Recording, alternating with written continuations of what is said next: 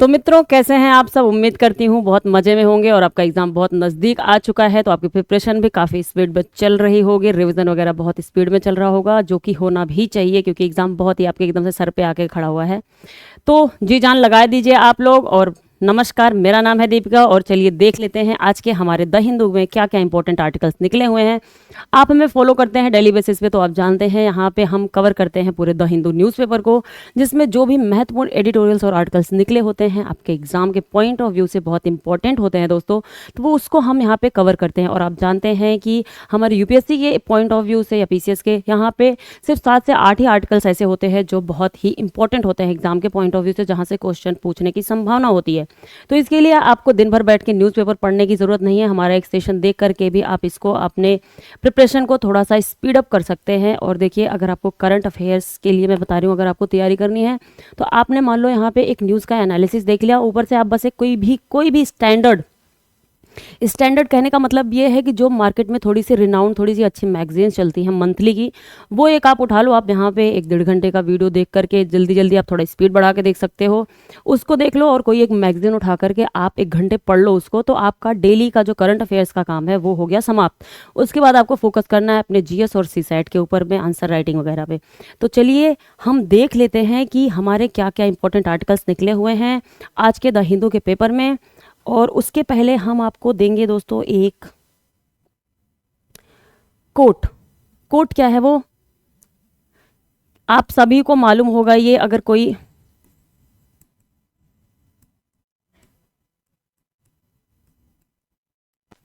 अब आपको ये बताना है, मैं इसलिए बोल नहीं रही हूँ इस कोट को क्योंकि आप देख करके ये बताना है कि ये कोट किसने दिया, बहुत ही फेमस कोट है ये।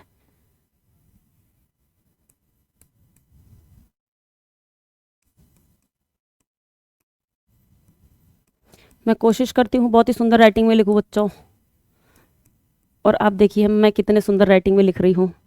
तो ठीक है, कॉम्प्रोमाइज़ कर लीजिएगा मेरी राइटिंग से। आपको समझ में तो आना चाहिए ना, समझ में आ रहा होगा, बस इतना ही चाहिए मुझे, और कुछ नहीं चाहिए। तो मैंने क्या लिखा हुआ है, अगर कोई गेस कर सके और बता सके तो ये किसका है। ये लिख दिया मैंने यहाँ पे। इन्होंने बोला था religion is the opium of the masses. धर्म एक अफीम का काम करता है जो हमारी मास होती है, जो हमारी जनता होती है उसके लिए। और ये बात कहीं ना कहीं बहुत ज़्यादा सच है। और आप लोग अगर अवेयर हैं इस चीज़ से तो आप बहुत ज़्यादा इस चीज़ को देख भी रहे होंगे, क्योंकि धर्म के नाम पे इंसान कुछ भी करने के लिए तैयार हो जाता है। उसको अगर किसी और चीज़ के लिए कहा जाए कि हाँ आपको ये मेहनत करनी है, ऐसा वैसा करना है, तो नहीं कर पाएगा। हालांकि एक चीज़ ये भी है, मैं एक धर्म का पॉजिटिव पॉइंट भी देखती हूँ और इसका नेगेटिव पॉइंट भी बहुत ज़्यादा होता है दोस्तों। तो पॉजिटिव पॉइंट में क्या है, पॉजिटिव पॉइंट मुझे ये भी दिखता है कि अगर कोई इंसान बहुत ही रिलीजियस है, बहुत ही अच्छा जो है धार्मिक व्यक्ति है वो, तो वो बहुत ज़्यादा डिसिप्लिन्ड भी होता है। डिसिप्लिन इन द सेंस, और उसको एक तरीके का जो है डर भी रहता है चीज़ों का। वो सिर्फ अच्छा काम करने की कोशिश करता है। लेकिन आज के टाइम पे बहुत से लोग ऐसे भी हैं जो रिलीजन को अपना एक एजेंडा बना के, उसको एक अपना जरिया बना करके अपना जो है फ़ायदा निकलवाने की कोशिश करते हैं। और वो कोशिश उन लोगों से निकलवाने की करते हैं जो बेचारे बहुत भोले भाले हैं, जो सच में धर्म के नाम से उनके अंदर एक डर बैठा होता है कि नहीं हम सिर्फ सही काम ही करेंगे। तो उनसे ऐसे लोग फ़ायदा निकलवा लेते हैं जो अपना पॉलिटिकल एजेंडा, इकोनॉमिकल एजेंडा, या फिर कुछ ऐसे मिसक्रेंट लोग होते हैं जो अपना काम निकलवाना चाहते हैं किसी से। और इसका पॉजिटिव पॉइंट मुझे क्या दिखता है, ये चीज़ तो है, अगर आप बहुत ज़्यादा क्या कहते हैं रेडिकल नहीं है अपने धर्म को लेकर के, दूसरे धर्म की बुराई नहीं करते हैं या उस पर अटैक करने की कोशिश नहीं करते हैं, तो आप अगर एक रिलीजियस व्यक्ति हैं, धार्मिक व्यक्ति हैं, तो बहुत ही अच्छी बात है। क्योंकि आप जब किसी धर्म को फॉलो कर रहे हो तो आप में एक डिसिप्लिन आता है। डिसिप्लिन बहुत से लोगों को मैंने जैसे देखा है कि वो सुबह उठेंगे, उठ करके उनको मतलब कि कुछ नहीं करना, पहले उनको नहाना है और उनको पूजा करनी है, उसके बाद उनके दिन की शुरुआत होगी। और उनका ये टाइम स्लॉट डिसाइडेड है कि नहीं मुझे सुबह ही उठ के पूजा कर लेना है, मुझे ये चीज़ें कर लेनी है, मुझे ये साफ सफाई कर लेनी है। तो ये तो एक बहुत ही अच्छा पॉजिटिव पॉइंट है ना, कि इसी बहाने बहुत से लोग होते हैं जो साल साल भर क्या ठंड के टाइम में पूरे महीने भर नहाते नहीं है। लेकिन अगर कोई वहीं पे आप देखेंगे कोई जो है धार्मिक व्यक्ति है तो वो पूरे ठंड में ठंडे पानी से भी नहा लेगा, उसको दिक्कत नहीं होगी, क्योंकि उसके दिमाग में वो पूरा डिसिप्लिन रहेगा अपने धर्म को लेके। लेकिन बस दिक्कत वहाँ पे आ जाती है जब इसमें जो है आप एक रेडिकलाइजेशन कर देते हैं, बहुत ज़्यादा अतिवादी हो जाते हैं अपने धर्म को लेके। आपको जब लगने लग जाता है कि सिर्फ हम ही सही हैं, हमारा ही धर्म सही है, दूसरों का धर्म बहुत ज़्यादा खराब है। अगर दोस्तों ऐसा होता कि हमारा ही धर्म सही होता या दूसरों का बहुत खराब होता, या दूसरों का ही सबसे ज़्यादा सही होता, हमारा खराब होता। तो आज के टाइम पे बहुत सी ऐसी कंट्रीज़ हैं जो हमारे धर्म की नहीं हैं और वो बहुत अच्छा कर रही हैं, बहुत आगे निकल चुकी हैं, वहाँ का लिविंग स्टैंडर्ड बहुत ज़्यादा अच्छा है। तो ऐसा तो नहीं है ना कि अगर उन्होंने मेरा धर्म नहीं फॉलो किया तो वो बहुत ज़्यादा बुरी स्थिति में है। हम तो ऐसा भी नहीं कह सकते हैं। और जो बहुत से ऐसे भी लोग हैं जो किसी एक पर्टिकुलर धर्म को फॉलो करते हैं और वो सोचते हैं कि हर कोई दूसरा धर्म जो है ख़राब है, तो उनके खुद के धर्म के अंदर भी आप देख लेंगे इतनी बुरी बुरी चीज़ें आपको दिखाई दे जाएंगी जो कि आप सोच भी नहीं सकते हैं। तो आप किसी एक पर्टिकुलर चीज़ को किसी धर्म के आधार पे जो है एक उसका आधार धर्म बना करके किसी चीज़ को गलत या सही नहीं ठहरा सकते। लेकिन आज के टाइम पे बस लोगों के दिमाग में ये बना हुआ है, हम अपने धर्म की जो एक एक्चुअल मीनिंग है उसको तो हम समझते नहीं हैं, लेकिन हम क्या करते हैं कि हम उसकी जो एक ऊपर ऊपर की मीनिंग है कि हाँ हमें जो है धार्मिक होना ज़रूरी नहीं है कि हर कोई जो मंदिर में पूजा करता है वही धार्मिक है। वो बिना मंदिर में पूजा किए भी कोई व्यक्ति धार्मिक हो सकता है, ऐसा नहीं है। अगर कोई, बहुत से लोग देखिए आप कहेंगे कर्म ही पूजा है, हमारे यहाँ पे हमारे जो कह लीजिए कि पुराणों में और बहुत सी जगहों पे ऐसी ऐसी चीज़ें दी हुई हैं इन चीज़ों को लेकर के कि कर्म ही आपकी पूजा है। अगर आप कोई काम करते हैं जो आपको करना चाहिए एक्चुअल में, लाइफ में जो चीज़ें आपको करनी चाहिए आप वो करते हैं, तो इसका मतलब आप पूजा कर रहे हैं। और लेकिन आप सिर्फ उठ करके सुबह आपने पूजा कर ली और फिर जा करके आपने 4 लोगों को मारना शुरू किया, किसी को गालियां दे रहे हैं, किसी को कुछ कर रहे हैं, तो इस पे ये नहीं कहा जा सकता कि आप सबसे बड़े धार्मिक व्यक्ति हैं। आज के टाइम पे आप मंदिरों में देखेंगे, वहाँ पे भी जो पंडे वंडे लोग होते हैं, वहाँ पे भी दोस्तों आप देखेंगे कि उन मंदिरों में भी आप देखेंगे पूरा बिजनेस बना रखा है। यहाँ पे तो पूरे धार्मिक उसके साथ में लोग जाते हैं कि नहीं हम चल रहे हैं वहाँ पे, हम पूजा करके आएंगे, ऐसा करके आएंगे, वैसा करके आएंगे। वहाँ पे आप जाएंगे कि वो ऐसा उन्होंने पूरा का पूरा बिजनेस बना रखा है कि आपको पकड़ के खींच के लेकर के जाएंगे अपने यहाँ पे कि नहीं हमसे ही ये काम करवाइए। और कोई अगर नहीं गया किसी एक के पास में, दूसरे के पास में चला गया, तो वो वहाँ से उसके लिए उल्टी सीधी बातें बकना शुरू कर देते हैं। तो ये कैसा धर्म हुआ? ठीक है, अशोका ने क्या कहा था? अशोका ने कहा कि अगर आप किसी दूसरे के धर्म की बुराई करते हो या किसी दूसरे के धर्म की इज्जत करते हो, तो ये नहीं दिखाता है कि आप उसके दूसरे धर्म को मान रहे हो। ये चीज़ ये दिखाती है कि आपके खुद के धर्म ने क्या आपको सिखाया है, आपके खुद के धर्म ने आपके अंदर में क्या वैल्यूज़ डाली है, आपका खुद का धर्म कितना महान है। ये इस चीज़ से दिखता है कि आप दूसरे के धर्म की कितनी इज्जत कर पा रहे हो अपने धर्म को फॉलो करने के साथ में।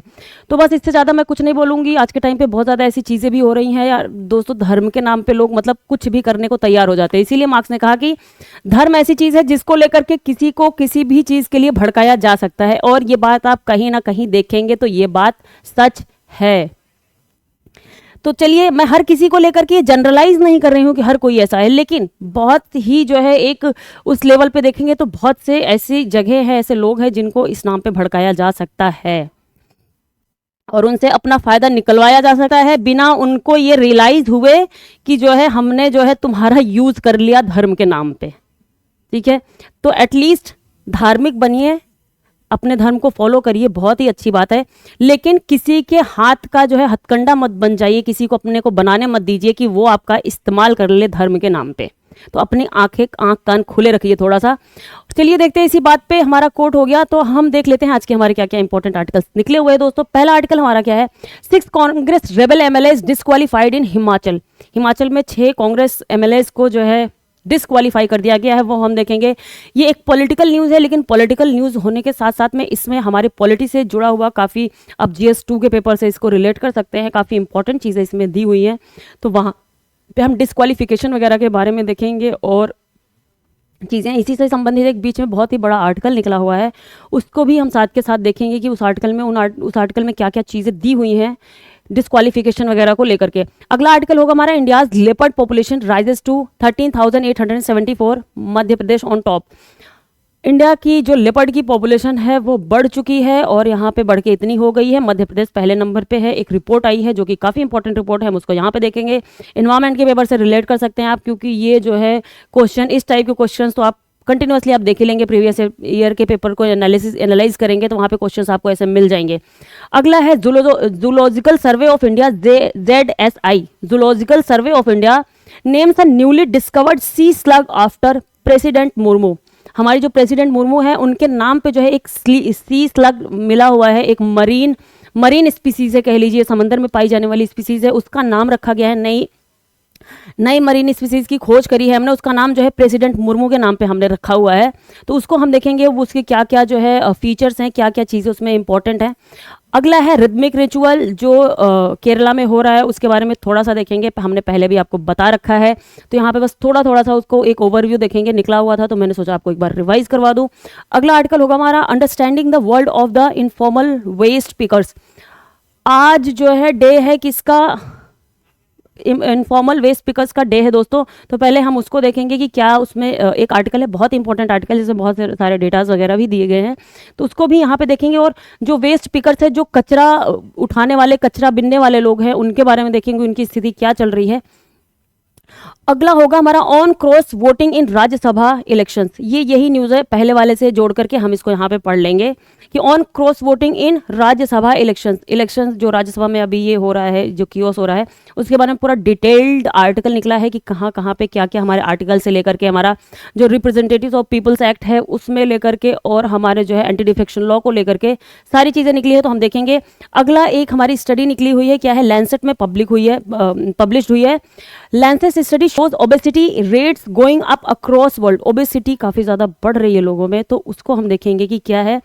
हालांकि कहते हैं लोग कि वो जो है किसी कोई मोटा हो गया तो उनको लगता है कि नहीं, बस हेल्दी कौन है, दुबला जो है वो बहुत ही वीक है, जो मोटा हो गया उनके हिसाब से वो हेल्दी है।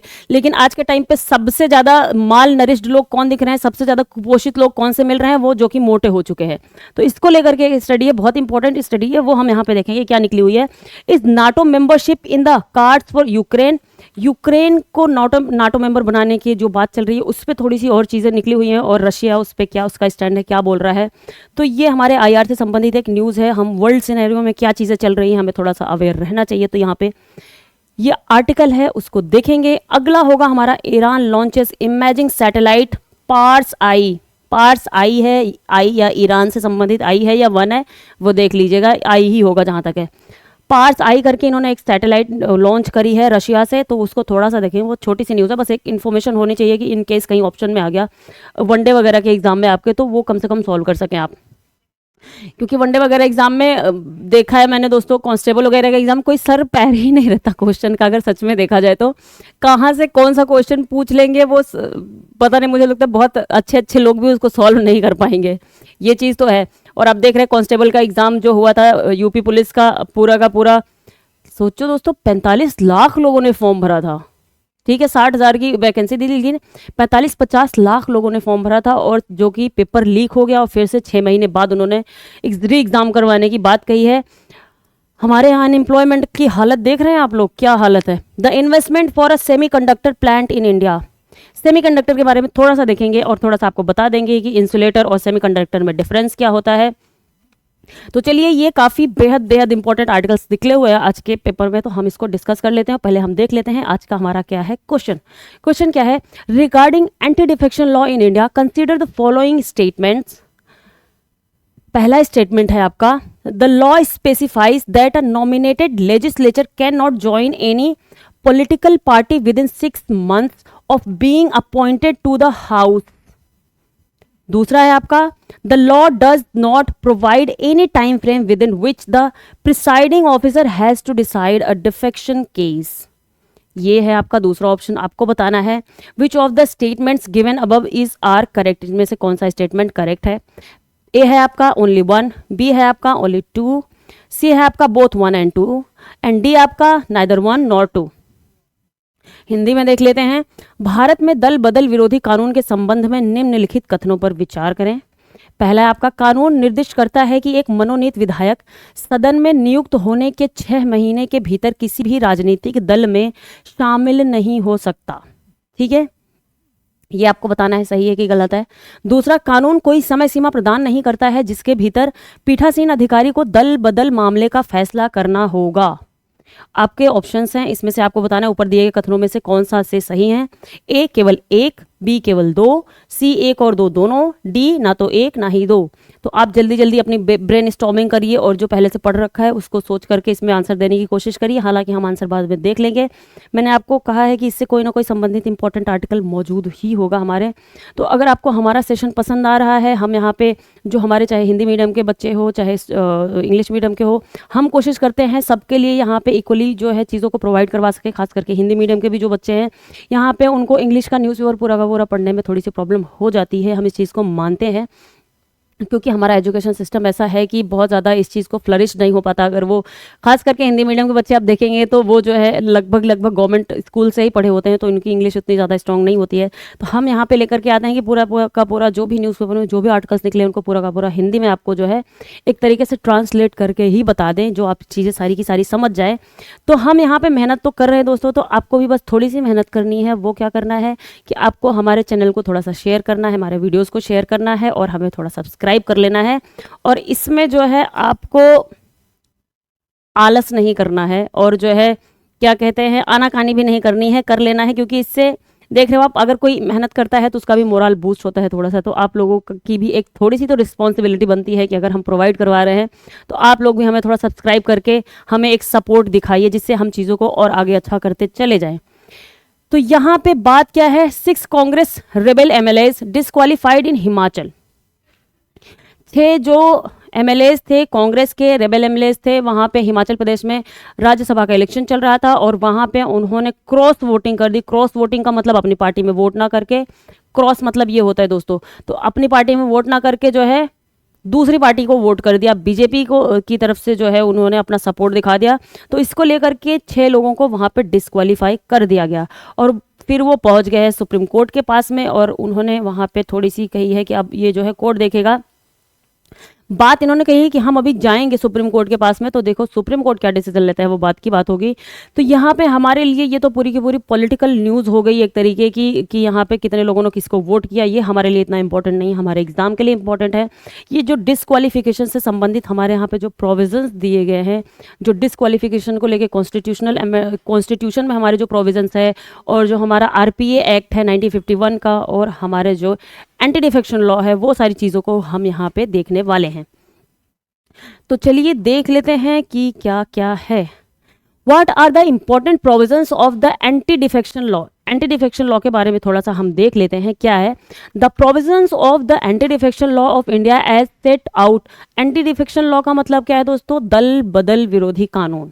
कोई अपने दल को जब बदलता है तो उसके विरोध में कानून लाया गया था।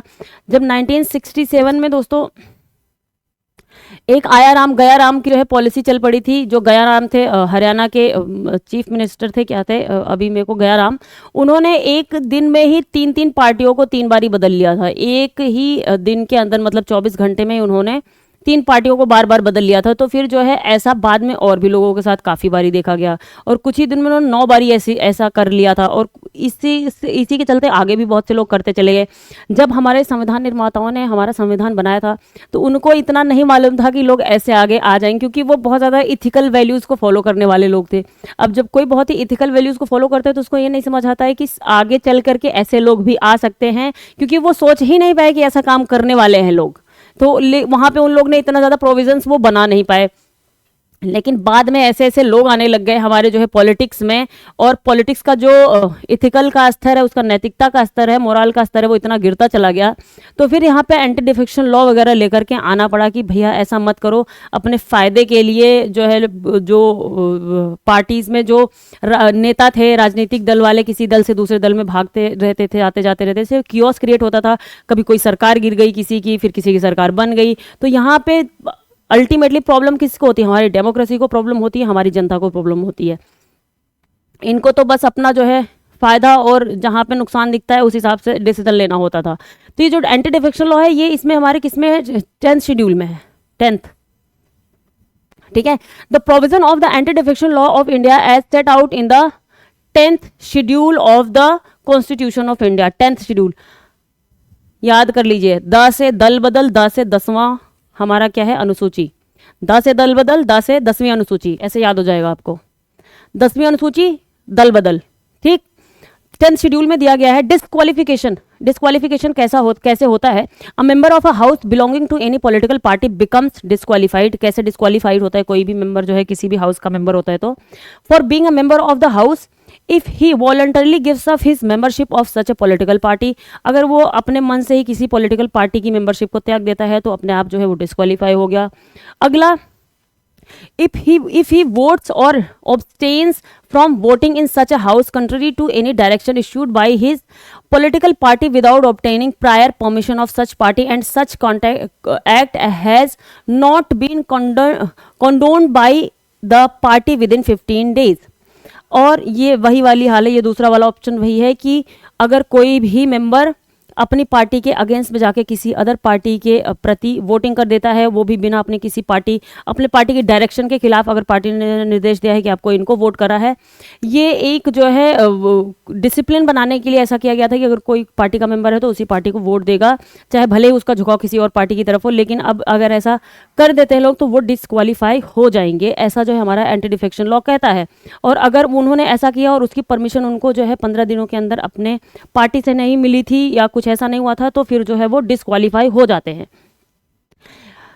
इंडिपेंडेंट मेंबर्स, जो इंडिपेंडेंट मेंबर्स है, जो किसी भी दल से संबंधित नहीं है, जो निर्दलीय होते हैं, एक तरीके के स्वतंत्र मेंबर्स जो होते हैं, लड़के आते हैं कहीं से। An independent member of a house becomes disqualified from remaining a member of the house if he joins any political party after such an election. अगर वो इलेक्शन लड़के आए एज ए इंडिपेंडेंट मेंबर और आ गए, लड़के को MP MLA बन के आ गए और बाद में उन्होंने जाकर के कोई पार्टी ज्वाइन कर ली तो भी वो डिस्क्वालीफाई हो जाएंगे। ये तीसरा जो है स्तर है हमारा डिस्क्वालीफाई करने का, तीसरा लेवल है। और आगे देखते हैं और कैसे डिस्क्वालीफाई होते हैं।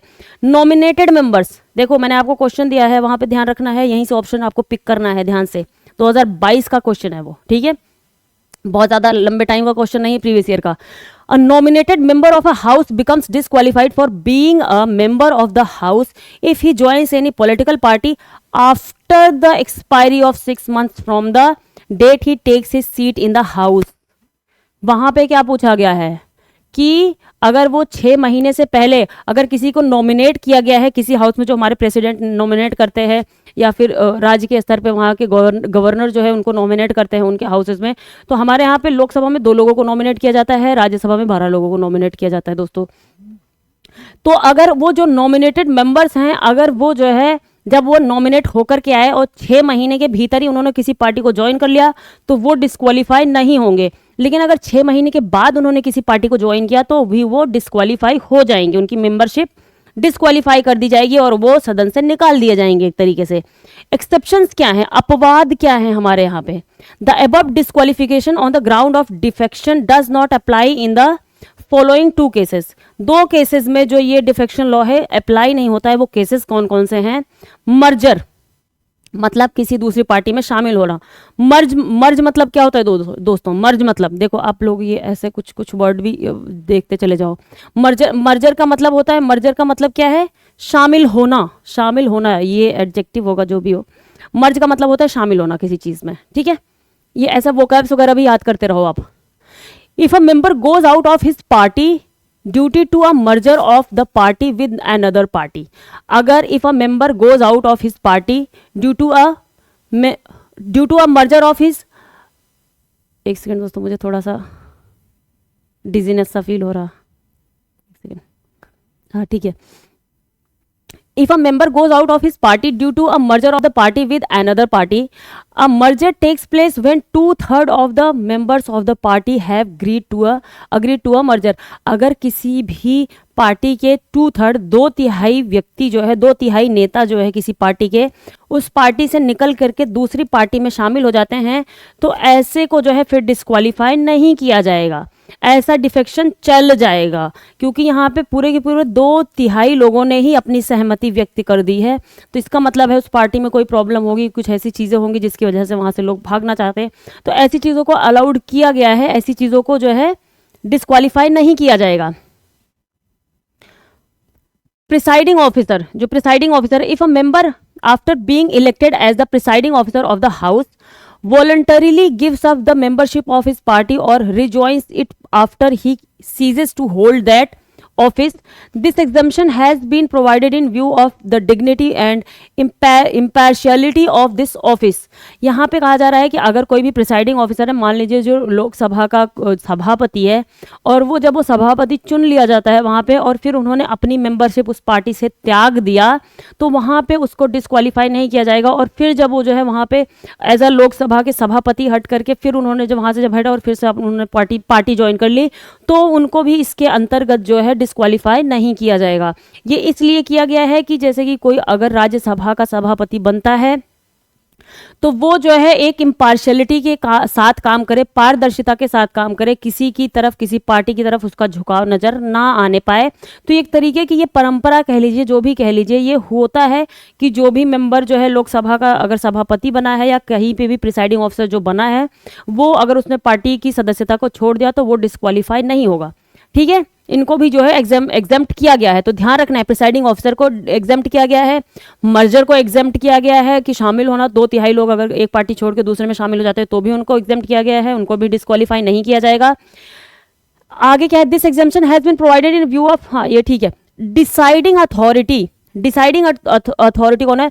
The speaker of the house और the chairman of the legislative council as the case may be has the authority to decide on questions relating to defection and his or her decision is final and cannot be challenged in any court.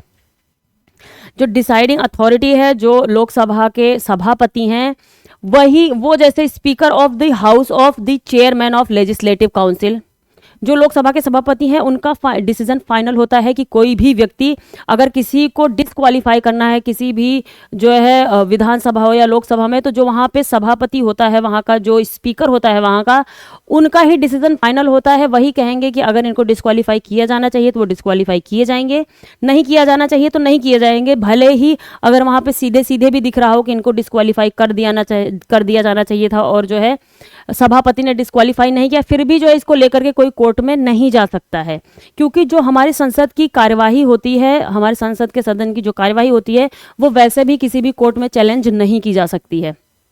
ठीक है, तो उस पर court का कोई अधिकार नहीं है। ये एक तरीके का जो है सेपरेशन ऑफ पावर्स को दिखाता है कि जुडिशियली अपने क्षेत्र में अपने तरीके से काम करे, जो हमारी विधायिका है अपने तरीके से अपने क्षेत्र में काम करे, कार्यपालिका अपने क्षेत्र में काम करे। तो जो हमारी विधायिका है उसके प्रोसीडिंग्स में, उसके कार्य वगैरह में, वो उसकी जो प्रोसीडिंग्स होती हैं उसमें जो है हमारी न्यायपालिका कोई हस्तक्षेप नहीं कर सकती है। रूल मेकिंग पावर अगला है, the presiding officer of a house is empowered to make a rules to give effect to the provisions of the 10th schedule. जो 10th शेड्यूल है, 10वां शेड्यूल है, वो जो है उसका पावर है किसके पास में? Presiding officer house is empowered.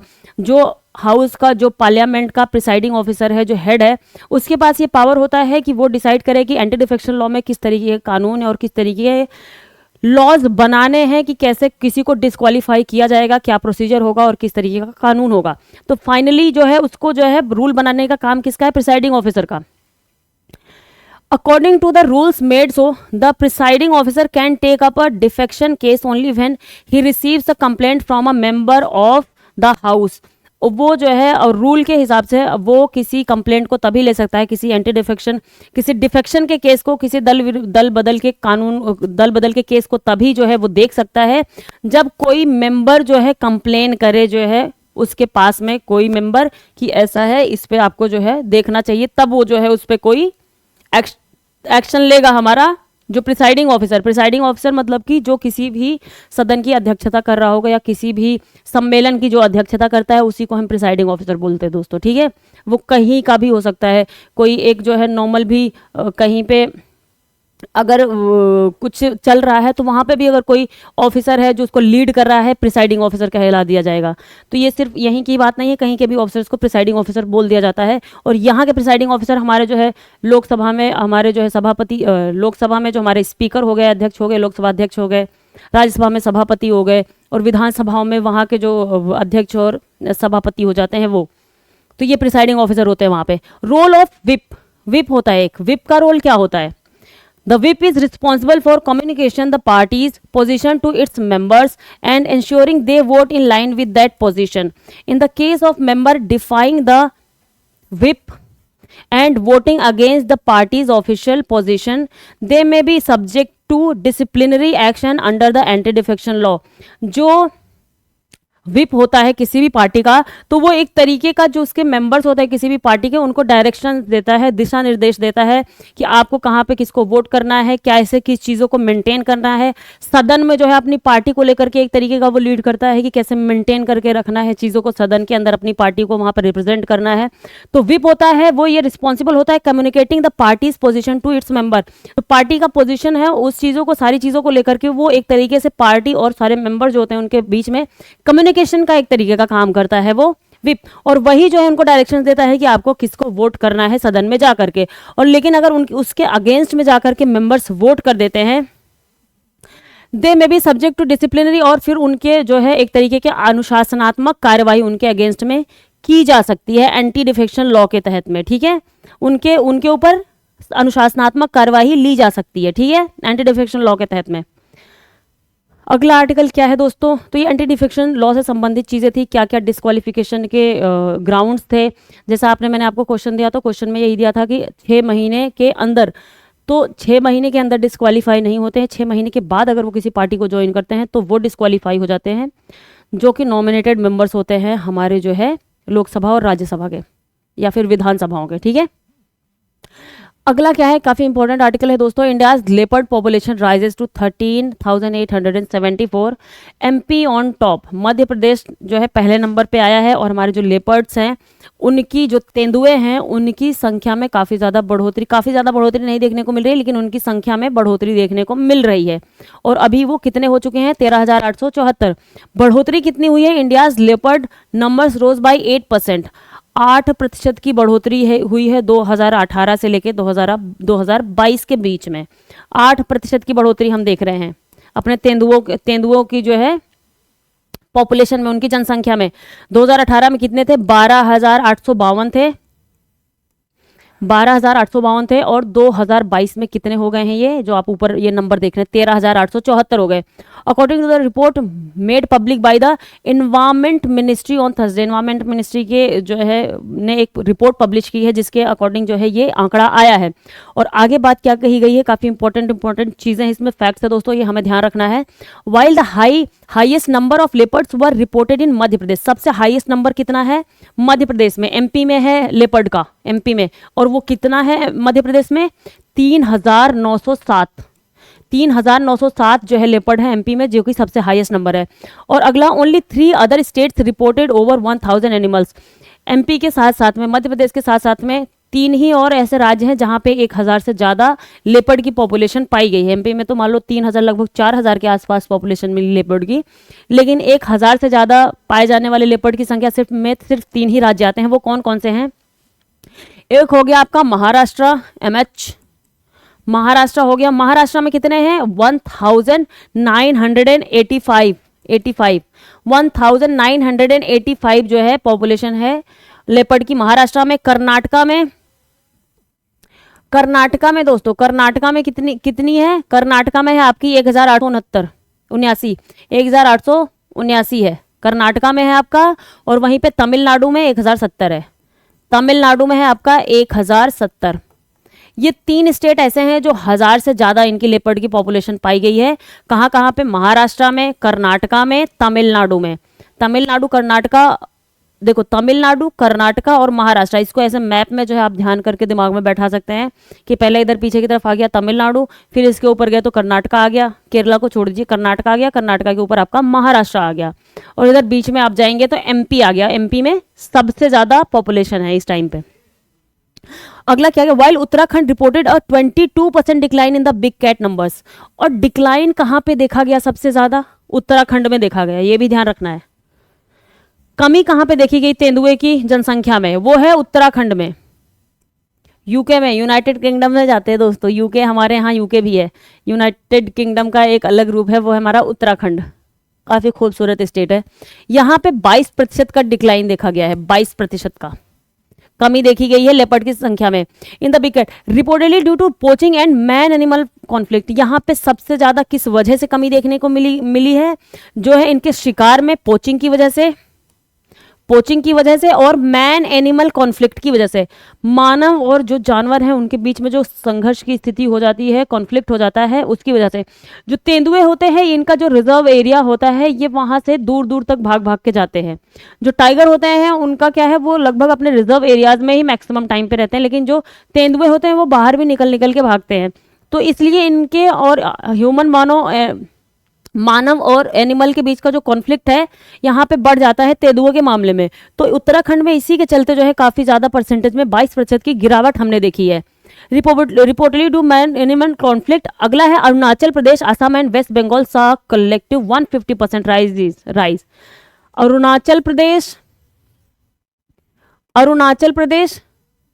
Arunachal Pradesh में दोस्तों, और कहाँ पे, ये आपका बंगाल में, और अगला क्या है आपका असम में तीनों का मिला के लगभग 150% की बढ़ोतरी देखने को मिली है। यहाँ पे तेंदुए की जनसंख्या में काफ़ी अच्छी बढ़ोतरी जो है इन स्टेट्स में देखने को मिली है। कौन कौन से में सबसे ज़्यादा अच्छी देखने को मिली है, कहाँ पे, असम में, अरुणाचल प्रदेश में और वेस्ट बंगाल में। ध्यान रखना है 150% का राइज देखने को मिला है तीनों का मिला करके। राइज टू 349 एनिमल्स, जो कि बढ़ के कितने टोटल हो गए हैं, 349 हो गए हैं लेपर्ड, जो कि काफी कम संख्या में थे पहले, लेकिन अच्छी बढ़ोतरी देखने को मिली, जो कि 349 जो है एनिमल्स हो गए हैं यहाँ पे। The survey cover 20 states, 20 states को कवर किया इस सर्वे ने, and focused on about 70% of the animals expected habitats, और 70% जहाँ पे एक्सपेक्टेड मतलब ये हमें उम्मीद है कि यहाँ पे लेपर्ड रहते हैं, तो उसका पूरा 70% का एरिया जो है कवर किया गया है अभी तक पूरे सर्वे में। ये एनिमल्स एक्सपेक्टेड है which are India's tiger reserves, जो 70% कवर किया गया है लगभग जो टाइगर रिजर्व्स हैं वो लेपर्ड के लिए भी एक तरीके से कंजर्व एरियाज हैं, क्योंकि वहाँ पे लेपर्ड भी पाए जाते हैं, टाइगर्स भी पाए जाते हैं। तो मैक्सिमम जो एरियाज है वो टाइगर वाले एरियाज हैं जहाँ पे लेपर्ड भी हैं। तो यहाँ पे यही बात कही जा रही है, 70% of the animals expected habitat which are India's tiger reserve, जो कि टाइगर रिजर्व भी है जहां जहां पे किया गया है सारे के सारे। Protected forest areas, tiger reserves and protected forest areas, और प्रोटेक्टेड फॉरेस्ट एरियाज हैं वो हैं, ये दोनों को मिलाकर के इनकी जनसंख्या का पता लगाया गया वहां पे। Unlike tigers which are largely confirmed, देखिए ये ध्यान रखना है, unlike tigers which are largely confined to forest reserve, जो टाइगर्स होते हैं वो फॉरेस्ट रिजर्व में ही मैक्सिमम कन्फाइंड रहते हैं, जो उनका फॉरेस्ट रिजर्व होता है।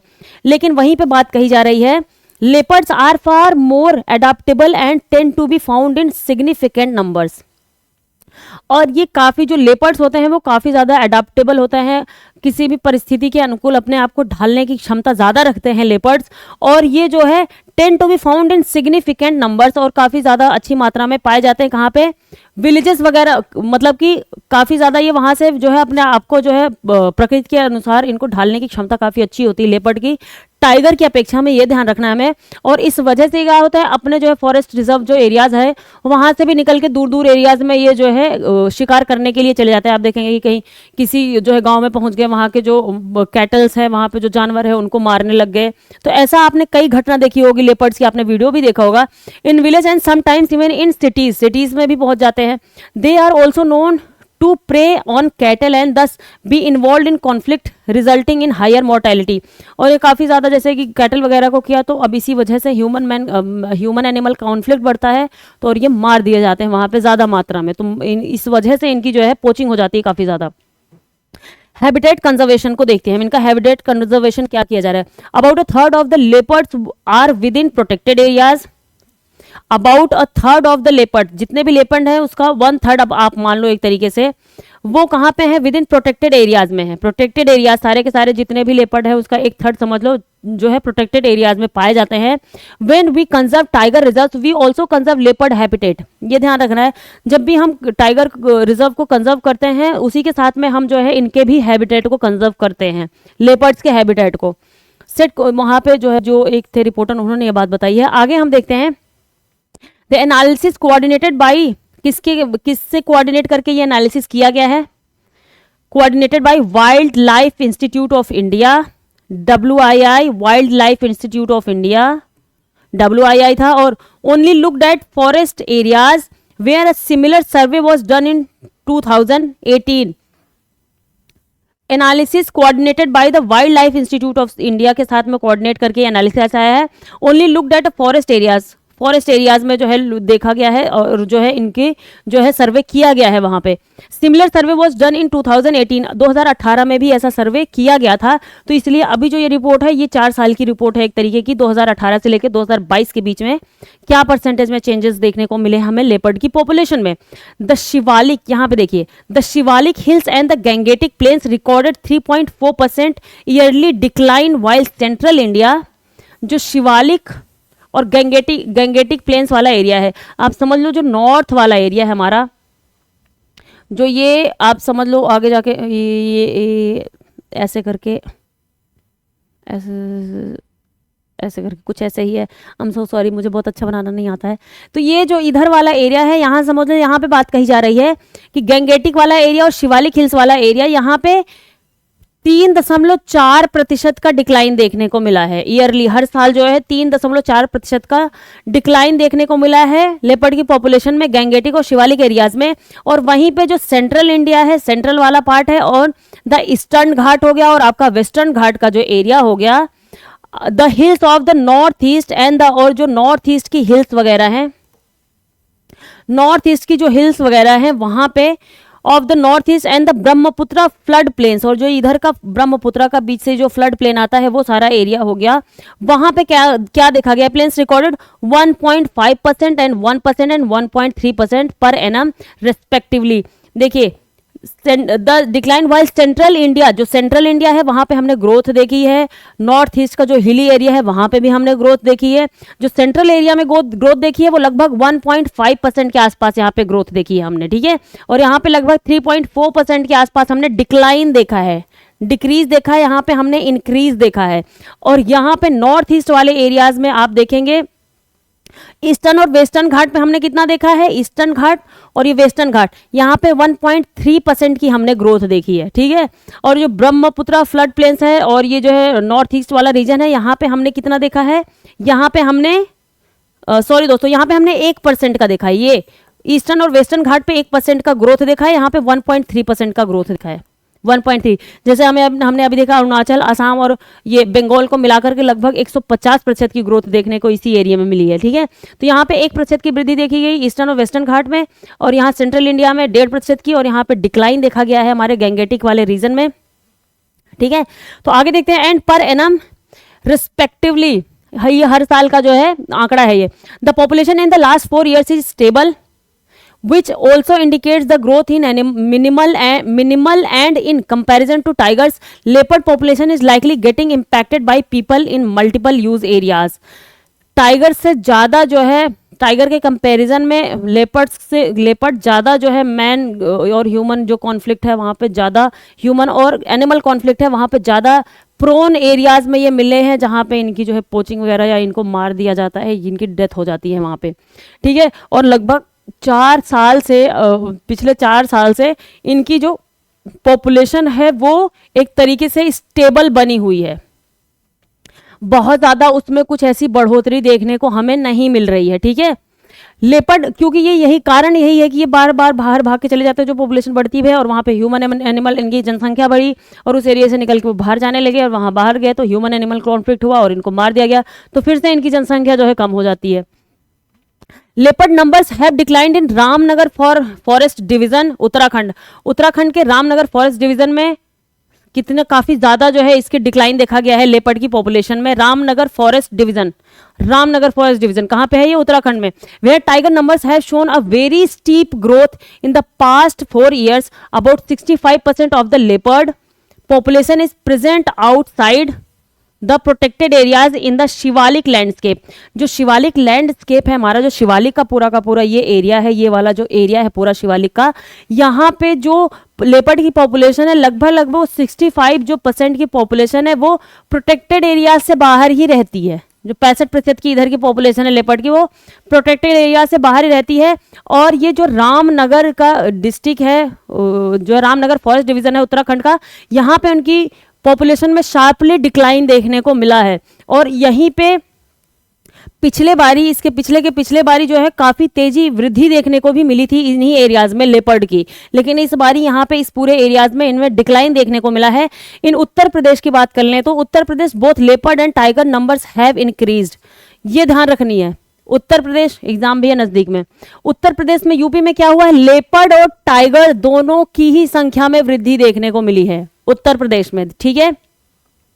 फॉरेस्ट सर्वेयर्स ट्रेवल लगभग 6,41,449 किलोमीटर का पूरा जो है एरिया इन्होंने भाग के कवर किया है, जहां पे ये दिखे हैं, यहाँ पे प्रे बेस है इनका, जहां पे शिकार वगैरह करते हैं, पूरे एरियाज को इन्होंने छान मारा है।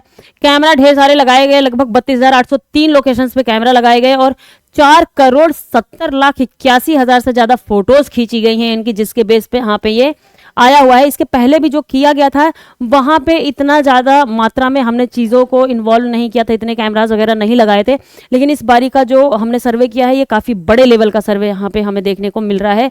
आप इसके जो है यहाँ पे यूज किए गए कैमरे और ली गई फोटोज से ही आप देख सकते हैं, ठीक है दोस्तों। तो यहाँ पे ध्यान रखिएगा, उत्तराखंड में डिक्लाइन हुआ है लगभग 22% का, और सबसे ज़्यादा एमपी में बढ़ा है पॉपुलेशन, सबसे ज़्यादा पॉपुलेशन एमपी में है, और ओवरऑल 8% की वृद्धि आपको 4 सालों में देखने को मिलेगी। तो ये सारी चीज़ें याद रखनी है। और यूपी में टाइगर और लेपर्ड, टाइगर, बाघ और तेंदुए दोनों की ही पॉपुलेशन में वृद्धि देखने को मिली है, ठीक है। इंपॉर्टेंट आर्टिकल था, याद रखिएगा, ध्यान रखिएगा। और ये कि बहुत ही इंपॉर्टेंट आर्टिकल यहाँ पे भी निकल के आ गया है। ये क्या है, जेएसआई zoological survey of India names a newly discovered sea slug after president Murmu. एक सी स्लग मिले हुए हैं, ये मरीन स्पीसीज होते हैं दोस्तों, समंदर में रहने वाले जीव हैं ये, इन्हीं को इन्होंने आइडेंटिफाई किया, इन्हीं की खोज करी है। खोज कहाँ पे की गई है इनकी, the zoological survey of India has named a new marine species head shield sea slug. Head shield, देखिए इनका हेड भी इतना बड़ा बड़ा सा एकदम शील्ड टाइप का है, इतना बड़ा सा हेड है जो मरीन स्लग है, with Ruby red spot which was discovered. और इनके अंदर में आप देखोगे इधर अंदर की तरफ इनमें रूबी रेड कलर का एक जो है, जो रूबी हल्का पिंकिश और लाल मिक्स ऐसा करके होता है, एक कलर होता है, ऐसा इनमें जो है स्पॉट पाया जाता है इनके अंदर के साइड में। आप देखोगे ये जो सी स्लग है इनकी पहचान है ये, और इनका हेड जो है एकदम शील्ड की तरह होता है, ये देखिए जो हेड शील्ड इन्हीं से नाम है। और ये रूबी क्या है यहाँ पे, ruby spot which was discovered from West Bengal और ओडिशा के कोस्ट से मिला है। कहाँ से, वेस्ट बंगाल और ओडिशा के कोस्ट से मिला है, ओडिशा के कोस्ट से मिला है ये, ठीक है।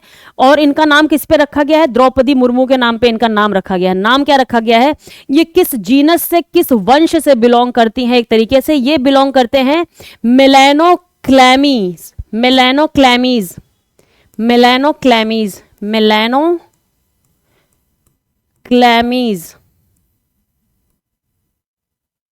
मेलानोक्लैमीज, ये एम है दोस्तों, MYS, क्लैमीज, मेलानोक्लैमीज मुर्मू नाम रखा है इनका, मुर्मू,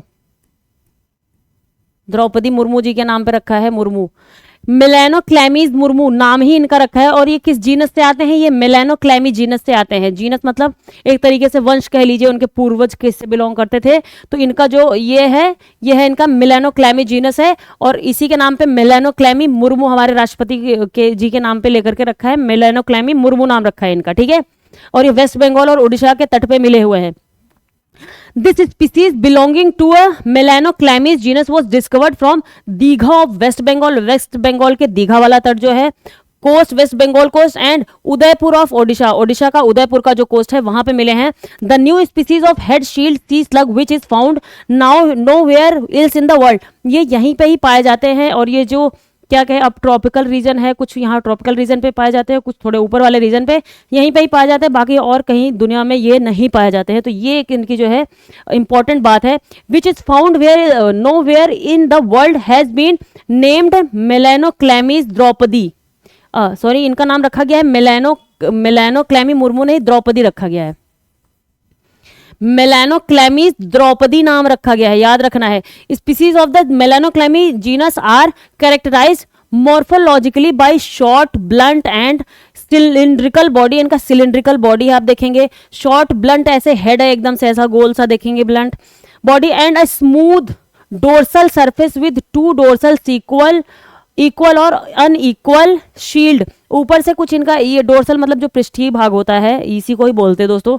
यहाँ पे कुछ ऐसे दो तरीके की शील्ड पाई जाती हैं, named the anterior cephalic and posterior cephalic. एक आगे की तरफ पाई जाती है, एक जो है इंटीरियर जो है अंदर की तरफ, एक पीछे की तरफ है और एक आगे की तरफ, ऐसी कोई शील्ड पाई जाती है जिसको कहते हैं एंटीरियर सिफेलिक। एक दूसरा होता है पोस्टेरियर सिफेलिक, पोस्टेरियर शील्ड, एक है पोस्टेरियर शील्ड जो कि पीछे की तरफ पाया जाता है, एंटीरियर एक आगे की तरफ जो है सेफेलिक पाया जाता है, ठीक है।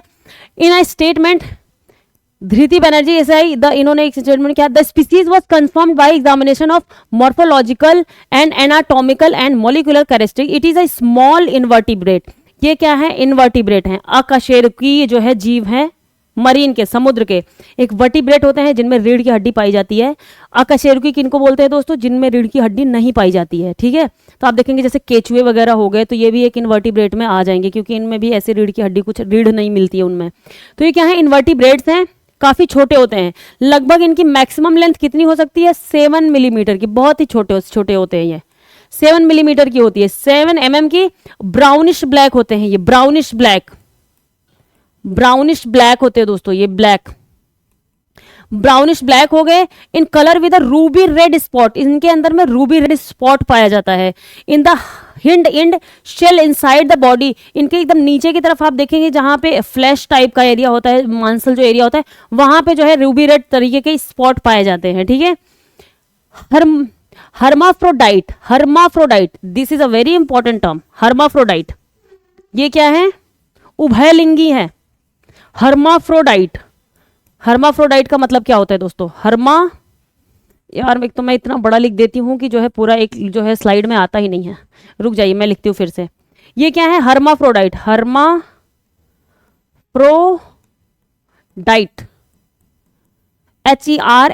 HERMAPHRODITE, हर्माफ्रोडाइट, इसका मतलब क्या होता है, उभयलिंगी, उभयलिंगी होता है। उभयलिंगी मतलब कि मेल और फीमेल दोनों का ही जो गुण है वो किसी एक ही जीव में मिल जाए, उनको जो है रिप्रोडक्शन के लिए किसी बाहर के जीव की जरूरत ना पड़े। तो इनके अंदर ये हर्माफ्रोडाइट होते हैं, इनके अंदर मेल और फीमेल दोनों के गुण पाए जाते हैं, जिससे कि जो है ये बच्चे पैदा कर सकते हैं, आगे जो इनका जो है रिप्रोडक्शन का सिस्टम है वो आगे चल सकता है।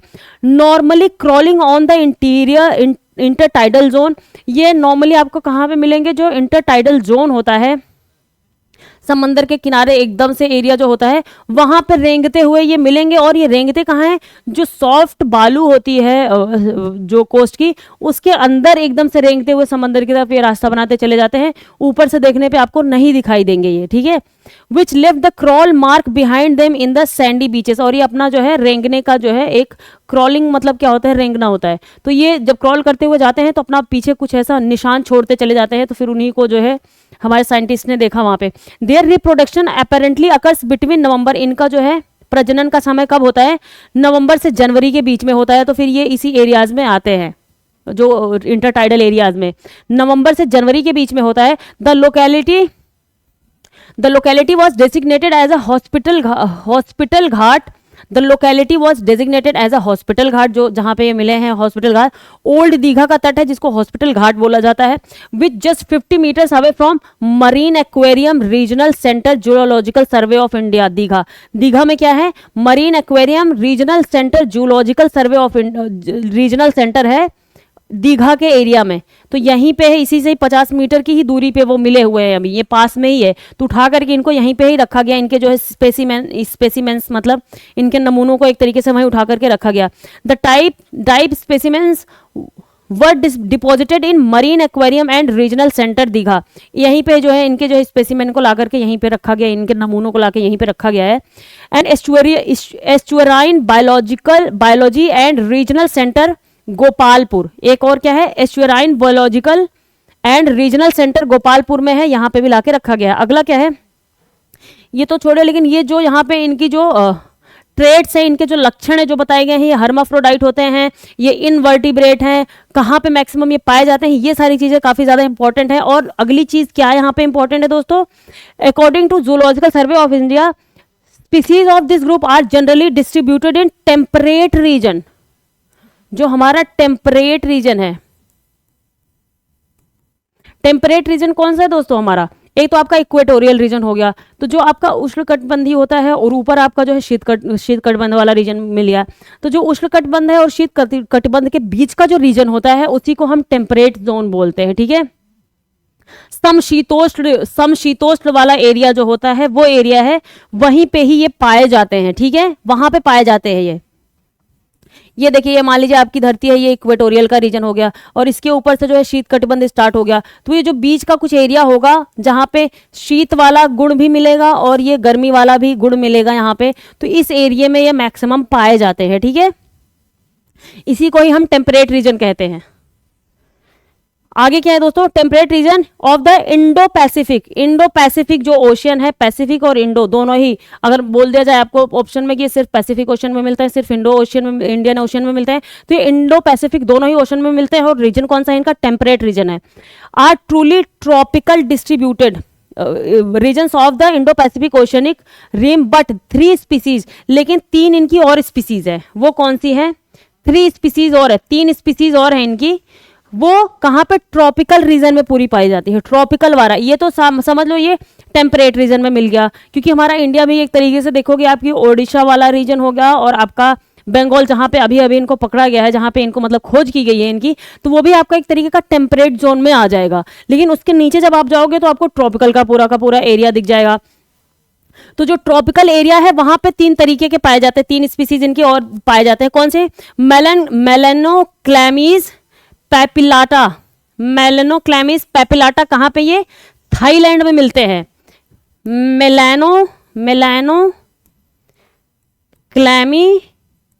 क्लैमीज पैपिलाटा ये कहाँ पे है, थाईलैंड में। थाईलैंड में एक मिलता है, ठीक है। दूसरा क्या है, Melanochlamys bengalensis, West Bengal and Gulf of Thailand में मिला है। दूसरा क्या है, ये मेलेनोक्लैमीज बेंगालेंसिस, ये एक और भी इसके पहले मिला हुआ है, बेंगालेसिस, मेलेनोक्लैमीज बेंगालेंसिस, ये एक है। From West Bengal and Odisha coast and the present species, ये जो है एक पहले की भी मिला हुआ, जिनका नाम क्या रखा हुआ है हमने, मेलेनोक्लैमीज बेंगालेंसिस। पहले भी ओडिशा और वहां पे मिला है, जो अलग थे थोड़े से, तो उनका नाम ये बेंगालेंसिस रखा है। अभी जो एक नया मिला हुआ है वो कौन सा है आपका, ये आपका मेलेनोक्लैमीज द्रौपदी नाम इनका रखा गया है। एक ये बस ये एक और मिला हुआ है जो कि थाईलैंड में मिलता है, ठीक है। ये ट्रॉपिकल रीजन में जो मिला हुआ है मेलेनोक्लैमीज पैपिलाटा, ये ध्यान रखना है आपको, काफी इंपॉर्टेंट, बेहद इंपॉर्टेंट आर्टिकल था। देखिए ये इतना सुंदर सा ये फोटो निकला हुआ है, ये देखिए, ये यहाँ पे अलग अलग तरीके से रेडी होकर के इनका कुछ अपना ये रिचुअल होता है। यहाँ पे औरतें और आदमी दोनों ही इसमें पार्टिसिपेट करते हैं।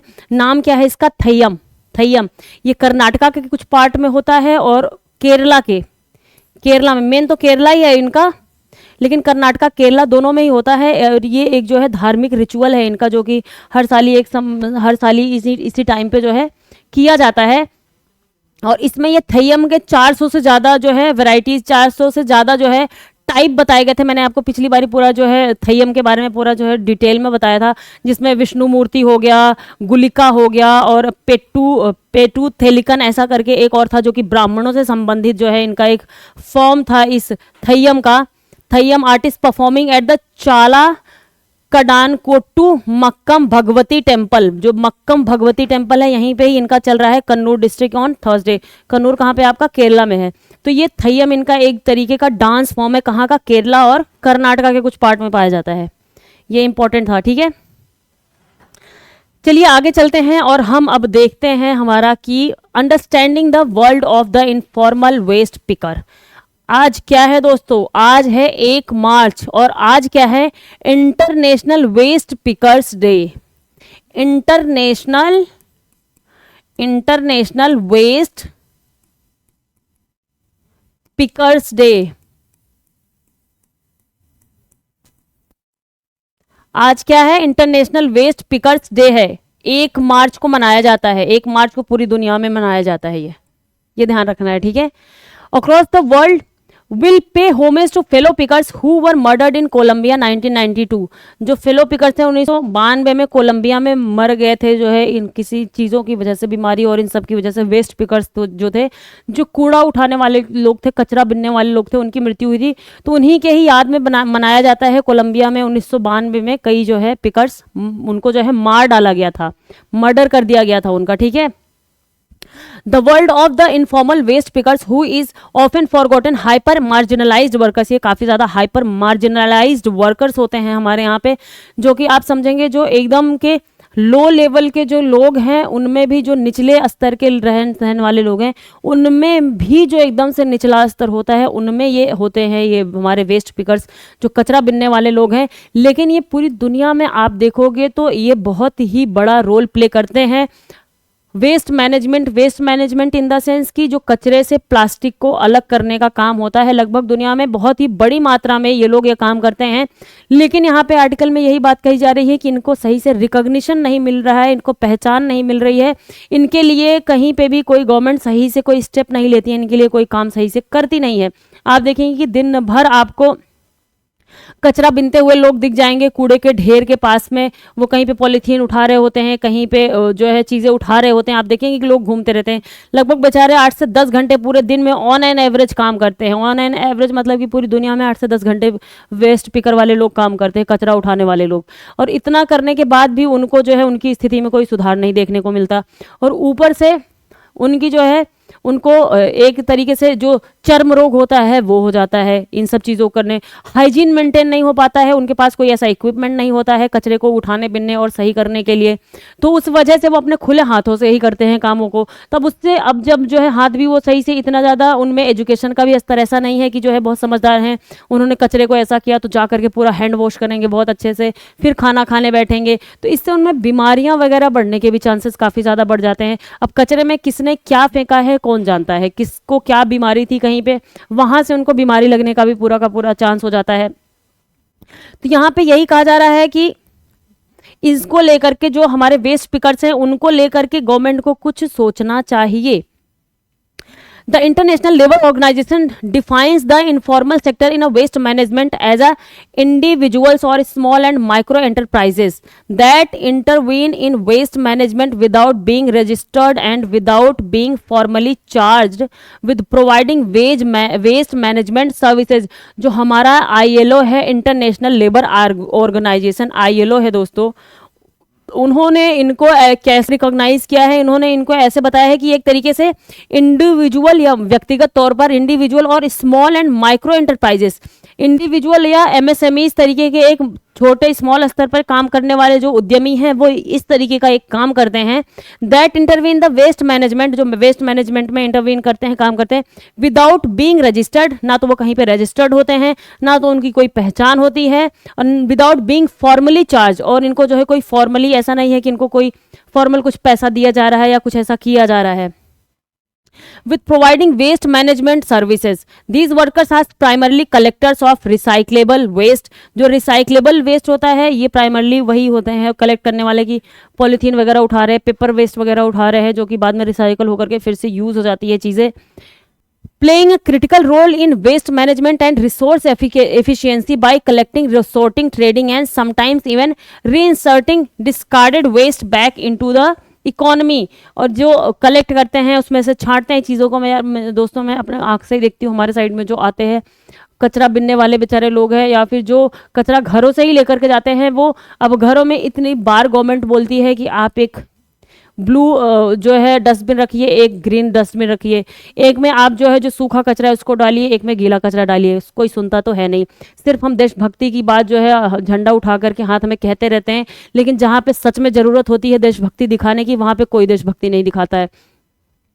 अब एक ब्लू कलर का ला करके रख दो भाई, अलग अलग डाल के रख दो, लेकिन सब एक में ही खिचड़ी पका के दे देंगे। वो बेचारे जो कचरा बिनने वाले लोग हैं वो भी तो आपके देश के ही लोग हैं ना, जो आपके यहाँ से कचरा ला करके उठा करके ले जा रहे हैं आपके ही तो देश के लोग हैं ना, उनके लिए आपकी जिम्मेदारी नहीं बनती है। ऐसे तो आप राष्ट्र का झंडा उठा करके सिर्फ पाकिस्तान के नाम पे घूमते रहेंगे, लेकिन आपको जहाँ पे एक्चुअल में खुद से करने की बारी आएगी वहाँ पे लोग नहीं करेंगे। मैं हर किसी की बात नहीं कह रही हूँ, लेकिन मैक्सिमम परसेंटेज में लोग यही काम करते हैं। अब यहाँ पे मैंने आंखों से देखा है कि वो खुले हाथों से ही कचरे को इधर से उधर, मतलब वो देख करके ही आपको इतना ज़्यादा अजीब सा फील होने लग जाए कि ये कर कैसे लेते हैं, इवन ना तो कोई मास्क लगाया है उन्होंने, ना तो हाथों में कोई ग्लव्स है। कितना भी गंदा कचरा है वो, चाहे उसी में खाना भी मिक्स है, उसी में पॉलीथीन भी मिक्स है, उसी में ढेर तरीके का कचरा है, वो अलग कर रहे होते हैं वहाँ पे कंटिन्यूसली लगातार ला ला करके, घरों में से लेकर के आते हैं, कहीं और से नहीं। जो लोग घरों में इकट्ठा करते हैं उनका कचरा होता है वो, और वहाँ पे ले जाकर के वो जो है उसको छांटते रहते। तो यहाँ पे हमारी भी तो थोड़ी जिम्मेदारी बनती है ना। अगर हम राष्ट्र का झंडा लेके घूम रहे होते हैं, वो भी हमारे देश के लोग हैं, हमें भी अपने जो है इन्वायरमेंट का, अपनी कंट्री के इन्वायरमेंट को सुरक्षित रखना है, जिससे आगे आने वाली पीढ़ी के लिए हमारी भी तो जिम्मेदारी बनती है ना कुछ। अगर नहीं बनती है तो मत करिए, फिर आप देशभक्ति का झंडा लेके क्यों घूमते रहते हैं। तो ध्यान रखना है आपको, आप ही रखेंगे। सिर्फ जरूरी नहीं है कि आप बॉर्डर पे जाकर के वहां पे लड़ाई करिए तभी आप देशभक्ति को पूरा कर पाएंगे। आप अपने घर में रह के बिजली पानी बचा लें, अपने वेस्ट का मैनेजमेंट कर लें, वो भी आप एक तरीके से देशभक्ति में योगदान कर रहे हैं, आप एक राष्ट्रवादी ही हैं। यहाँ पे किसी दूसरे धर्म और दूसरे देश के प्रति नारा लगाने से ही आपकी जो है देशभक्त यहाँ पे दिखाई नहीं देती है। जो मेन काम है वो करिए, आप अपने आप देशभक्त हैं, और आपको इसके लिए बॉर्डर पे जा करके जान नहीं देना, वहां पे लड़ाई नहीं करनी, नॉर्मल अपने घर में बैठ के ही करना है। लेकिन हम ये काम नहीं कर पाते हैं दोस्तों, ठीक है, सच में नहीं करते लोग, बाकी बोलने के लिए बस बोलते रहेंगे। Yet they face playing a critical role in waste management, और ये वेस्ट मैनेजमेंट में काफी क्रिटिकल, काफी इंपॉर्टेंट रोल प्ले करते हैं आज के टाइम पे। Yet they face systematic marginalisation due to non recognition, non representation and exclusion from social security schemes. जो सोशल सिक्योरिटी स्कीम्स हैं उनमें भी उनका कोई नाम नहीं रहता है, ना तो वो एजुकेटेड है, ना तो कोई ऐसी चीज़ें हैं, ना ही वो सोशल सिक्योरिटी स्कीम्स में आ पाते हैं। तो लीगल प्रोटेक्शन फ्रेमवर्क भी नहीं है उनके पास में। जो मार्जिनलाइज्ड लोग हैं, जो एकदम से निचले स्तर के लोग हैं, उनमें भी जो निचले स्तर के हैं वो हैं ये बेचारे। यहाँ पे कुछ डेटा है, डेटा क्या शो करता है, while reliable estimate of informal waste pickers are difficult to come by, मतलब एक रिलायबल सोर्स बनाना तो डिफिकल्ट है, लेकिन फिर भी कुछ डेटाज हैं यहाँ पे जो कि बताया गया है। जो वेस्ट पिकर्स है, जो इनफॉर्मल है, जो कहीं पे रजिस्टर्ड नहीं है, बिना रजिस्टर्ड नहीं है, ऐसे ही काम करते हैं, उनमें क्या है और difficult. The centre for science and environment reported, centre for science and environment ने रिपोर्ट किया था, वहां पे डेटा निकाला था उन्होंने कि that the informal waste economy employs about 0.5 to 2% of the urban population globally. पूरे वर्ल्ड के लेवल पे आप देखेंगे तो 0.5 से 2% की जो पॉपुलेशन है अर्बन एरियाज में रहने वाली है, 0.5 से 2% की जो आबादी है शहरी क्षेत्रों में रहती है, पूरी दुनिया में मिलाकर के वो जो है एक तरीके से वेस्ट पिकर्स का काम करती है। Report the informal waste economy employs about urban population globally, many are women, इनमें से ज़्यादा करके औरतें होती हैं और बच्चे होते हैं, औरतें बच्चे इनमें ज़्यादा होती हैं। एंड द एल्डरली, और काफ़ी बड़े बूढ़े भी होते हैं इसमें, हु आर ऑफन डिसेबल्ड, कई बार तो आप देखेंगे कि डिसेबल्ड है और सही से जो है उनके हाथ पैर में कोई दिक्कत है, कहीं और दिक्कत है, तो बेचारे वो कहीं तो जॉब उनको मिल नहीं सकती है। तो फाइनली एक रोजी रोटी तो चाहिए ही उनको, खाने के लिए, पीने के लिए, पेट भरने के लिए तो चाहिए ना, दुनिया में आए हैं तो वो क्या करेंगे कि हाँ कोई नहीं, अगर हम कहीं से कचरा ही उठा लेंगे, कहीं से पॉलीथीन बॉटल या इन चीज़ों को अपनी बैग में भर लेंगे, तो वही ले जा करके कम से कम जो है कहीं पे 100-50 रुपये हमें कुछ तो खाने को मिल जाएगा, कुछ पैसा मिल जाएगा। सिर्फ खाने की ही नीड नहीं होती है दोस्तों, इंसान की बहुत सी नीड्स होती है। किसी को मेडिकल इमरजेंसी आ गई, किसी को दवाइयाँ लेनी पड़ गई, तो उसके लिए भी तो उसको पैसा चाहिए। कुछ वो अपने तन पे कपड़े भी तो डालेगा, वो भी तो चाहिए उसको, कहीं पे तो रहेगा वो जगह भी तो चाहिए उसको। सिर्फ पेट भर गया इससे मतलब नहीं होता, पेट भरने के बाद भी लोगों की डेथ हो जाए, अगर वो पूरे ठंड में उनको छोड़ दिया जाए, उनके पास घर ना हो, कपड़े ना हो उनके पास, और मेडिकल जो है असिस्टेंस ना हो उनके पास में, तो बीमारी से ही वो मर जाएंगे, खाना भले ही उनको अवेलेबल हो जाए। तो बहुत सी चीज़ों की उनको भी ज़रूरत होती है। इसीलिए मैं कह रही हूँ कि अगर आपको अपना राष्ट्रवाद दिखाना है तो इन सब चीज़ों में दिखाइए, करिए इन सब चीज़ों को। लेकिन यहाँ पे लोग नहीं दिखा पाएंगे अपना राष्ट्रवाद। Many are and women often disabled are the poorest of the urban poor, और ये भी poorest of the urban poor, जो अर्बन एरियाज में जो पुअर हैं उनमें भी जो सबसे पुअरेस्ट लोग हैं वो है ये waste pickers. And safe violence and sexual harassment, इनके साथ एंड फेस वायलेंस, इनके साथ काफ़ी ज़्यादा तरीके की हिंसा भी हो जाती है, सेक्सुअल हैरेसमेंट भी हो जाता है। कोई डिसेबल्ड है, मेंटली थोड़ा डिसेबल्ड है, आप देखते हैं वुमेन्स वगैरह, उनके साथ में मतलब मैं क्या ही बोलूँ, मेरे से तो बोला भी नहीं जा रहा इन सब चीज़ों पे। कितने गंदे तरीके की लोग हरकतें कर देते हैं और फिर पता नहीं किस मुँह से अपने आप को इंसान कहलाने लायक वो बनते हैं। छोड़िए, खैर यहाँ पे हम ये चीज़ें देख रहे हैं। And face sexual harassment of in the Periodic Labour Survey, जो हमारा आया था PLFS, Periodic Labour Survey, PLFS जो हमारा पीरियोडिक लेबर सर्वे इस 2017-18 का, इसके हिसाब से लगभग 1.5 million waste pickers within India's urban workforce with 500,000 being women। 1.5 million के आसपास पूरे जो शहर है हमारे इंडिया के, वहां पे लगभग 1.5 मिलियन के आसपास वेस्ट पिकर्स है शहरी क्षेत्रों में, और उसमें भी आधे से ज्यादा कौन है, आपको मिल जाएंगी विमेन मिल जाएंगी आपको वहां पे, ठीक है।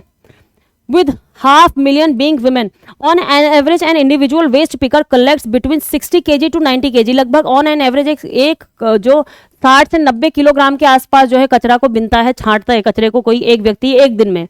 A day in an 8 to 8 hours, वो 8 से 10 घंटे का ऑन एन एवरेज काम करता है वो। ऑफन अंडरटेकिंग हैजार्डस वर्क, काफी खतरनाक काम से भी गुजरता है वो। वर्क विदाउट सेफ्टी इक्विपमेंट, वही कोई उनके पास कोई सेफ्टी इक्विपमेंट नहीं है, और ना तो उनको कोई उनके हेल्थ का कोई सिस्टम है, काफी तबियत उनकी खराब हो जाती है तो भी वो दिखाने के लायक नहीं रहते हैं। इरेगुलर वर्क होता है, कभी कहीं मिला कचरा इतना, उसमें भी दोस्तों आज के टाइम पे हर फील्ड में है जो है, आप देखेंगे कंपटीशन है, कचरा बिनने में भी कंपटीशन है एक तरीके का। बहुत से लोग आपको जो है एक बोरा लाद के दिख जाएंगे वो कचरे को उठाते हुए, जगह जगह पे कई लोग दिख जाएंगे। तो अब एक बंदा कोई सुबह ही, मैंने देखा था, मैं एक जगह पे रहती थी, वहां पे मैंने देखा एकदम सुबह सुबह 4 बजे के आसपास वो जो है एक जो है कट्टे को लाद के आता था, और जल्दी जल्दी सबके आसपास जो है घरों के आसपास कहीं पार्क में कहीं पे भी जा के ढूंढ के वो जो पॉलीथीन और जो डिब्बे होते थे प्लास्टिक के उनको भर लेता था। उसके बाद दिन होता था तो उसके बाद फिर दूसरे आते थे, फिर तीसरे आते थे, तो पहले एक ने उठा लिया तो अब दूसरे के लिए क्या बचेगा, वहां पे भी तो कंपटीशन हो ही जाता है। तो अब रेगुलर तरीके से किसी को मिल पाए ये चीजें भी, कचरा भी रेगुलर तरीके से मिल पाए, ये भी मुश्किल होता है। Low income and regular harassment are compounded thereby subordinate position in the caste hierarchy। इनके साथ सेक्सुअल हैरेसमेंट वगैरह भी होता है, ये सब होता है। और एक कास्ट की हायरार्की जो होती है, जो जाति की एक तरीके की हायरार्की है, उसमें भी इसमें एक बहुत ही बुरा रोल प्ले करता है। ये जो होंगे लगभग जो वेस्ट पिकर्स होंगे, आप देखेंगे जो एकदम से निचले जो कास्ट के लोग हैं उनको ही यहाँ पे जो है वेस्ट पिकिंग का काम मिलता है। आपको कोई ब्राह्मण जो है ऐसा काम, हालांकि मैं ऐसा यूज कर रही हूँ इसके लिए आई एम सो सॉरी, लेकिन ये बात है एक फैक्ट कि आपको ऐसा काम कोई ब्राह्मण करता हुआ बहुत ही रेयरेस्ट ऑफ रेयर केस में मिलेगा कि वो कहीं पे जो है प्लास्टिक उठा रहा हो, कचरा जो है बिनने का काम कर रहा हो। तो ये कास्ट की हायरार्की यहाँ पे इन्होंने बताई है, ये भी एक रोल प्ले करती है उनके इस स्थिति में। Their health issues includes dermatology, और ये सारी जो है उनको हेल्थ इश्यूज होते हैं। Waste picker suffers existentially precarity, private sector participation in municipal solid waste management. जो म्यूनिसिपल सॉलिड वेस्ट मैनेजमेंट है वहां पे जो प्राइवेट सेक्टर का पार्टिसिपेशन है, कुछ नई टेक्नोलॉजी लेकर के कोई प्राइवेट सेक्टर आ गया, कोई कंपनी आ गई कि हम जो है ये नई टेक्नोलॉजी लेकर के आए हैं, इससे हम कचरे को सेग्रीगेट कर देंगे, कचरा आपका हटा लेंगे, आप हमें जो है अपना एक तरीके से क्या टेंडर दे दो, हम कचरे को उठा लिया करेंगे। तो वहां पे क्या हो गया, फिर उनके पास जो काम आता भी था वो भी एक तरीके का कॉम्पिटिशन बढ़ गया, उनकी हालत अब और खराब हो गई, उनको वहां पे काम मिलना और मुश्किल हो गया। जो वेस्ट पिकर्स है, जो इनफॉर्मल वेस्ट पिकर्स है, म्यूनिसिपल सॉलिड वेस्ट में by design alienates them, aggravating their vulnerability and loss of rights over waste picking, as noted by the Alliance of Indian Waste Picker AIW Alliance of Waste Picker जो है एक बनाया गया है, Alliance of Waste Pickers, Alliance of Indian Waste Pickers 2023 की report के हिसाब से private sector employ expensive machinery offering competitive rates to waste management waste generators such as household and businesses, which marginalizes informal pickers and forces them into hazardous waste picking such as scavenging from dump। अब यहाँ पे कह रहे हैं कि जो कुछ ऐसे private actors employ expensive machinery, जो प्राइवेट एक्टर्स होते हैं, प्राइवेट कंपनीज होती है, वो कुछ ऐसी एक्सपेंसिव मशीनरीज लेकर के आएंगी और वो जो है उनको ऑफर कर देंगी। कोई कंपनी को ऑफर कर दिया, कहीं पे घरेलू स्तर पे हाउस होल्ड जो है घर उनको भी ऑफर कर दिया कि हमारे इसको यूज़ करिए। तो वहाँ पे अब उनकी वनरेबिलिटी जो इनफॉर्मल वेस्ट पिकर है उनकी और बढ़ जाती है। अब उनको वहाँ पे फिर काम मिल नहीं पाएगा, वहाँ पे चीज़ें उनको मिल नहीं पाएगी, तो वो फिर क्या होते हैं, वो और गंदे तरीके की जगहों पर जा करके एक तरीके से वहाँ जा करके कचरा उठाने का उनका जो है वहां पे कचरे को उठाने का उनको काम करना पड़ जाता है वहां पे, तो वो और ज्यादा बुरी स्थिति में पहुंच जाते हैं इसकी वजह से। कहाँ से देख रहे हो आप? Which marginalise informal pickers and forces them into hazardous waste picking such as scavenging from dump sites. जो डंप साइट्स है वहां पे जाकर के स्कैवेंजिंग वगैरह उनको करनी पड़ जाती है, बहुत ही बुरी हालत हो जाती है। This versions their health risk, compromises income, ये सारी चीजें फिर उनके साथ प्रॉब्लम तो होनी ही होनी है। Private players, municipal authorities often cordon off dump sites, pushing them into further vulnerability. वहां से भी उनको फिर हटा के भगा दिया गया तो फिर उनकी हालत और खराब हो जाती है, आप यहाँ से हट जाइए, यहाँ मत आइए। एक्सटेंडेड प्रोड्यूसर रिस्पॉन्सिबिलिटी, ये क्या है? एक्सटेंडेड प्रोड्यूसर रिस्पॉन्सिबिलिटी क्या है? एक एक्सटेंडेड प्रोड्यूसर रिस्पॉन्सिबिलिटी आया था हमारा, उसमें क्या कहा गया था कि जो वेस्ट जनरेट जहां से होगा वहीं उसकी रिस्पॉन्सिबिलिटी होगी वेस्ट मैनेजमेंट की, पोल्यूशन की, ना कि जहां पे वेस्ट को कलेक्ट किया जा रहा है। Extended producer responsibility has gained traction in India as a means to enhance plastic waste management. Plastic waste management के लिए इसने काफी ज्यादा एक तरीके से लोगों का वो कैच किया। It transfer the responsibility of waste management from municipal authorities and hold commercial waste producer accountable. जो कॉमर्शियल वेस्ट प्रोड्यूसर्स हैं, जो कॉमर्शियली किसी चीज का प्रोडक्शन करते हैं, उनको ये जो है रिस्पॉन्सिबल बनाता है उनके वेस्ट के मैनेजमेंट को लेकर के, कि आप रिस्पॉन्सिबल हैं क्योंकि आप प्रोडक्शन कर रहे हैं किसी चीज का, तो आप अपने वेस्ट को मैनेज करिए उसको, ना कि जो म्यूनिसिपल अथॉरिटीज हैं उनकी कोई ये जिम्मेदारी होती है। Producers accountable EPR appears seemingly promising with potential for social inclusion for waste pickers and other informal grassroots actors.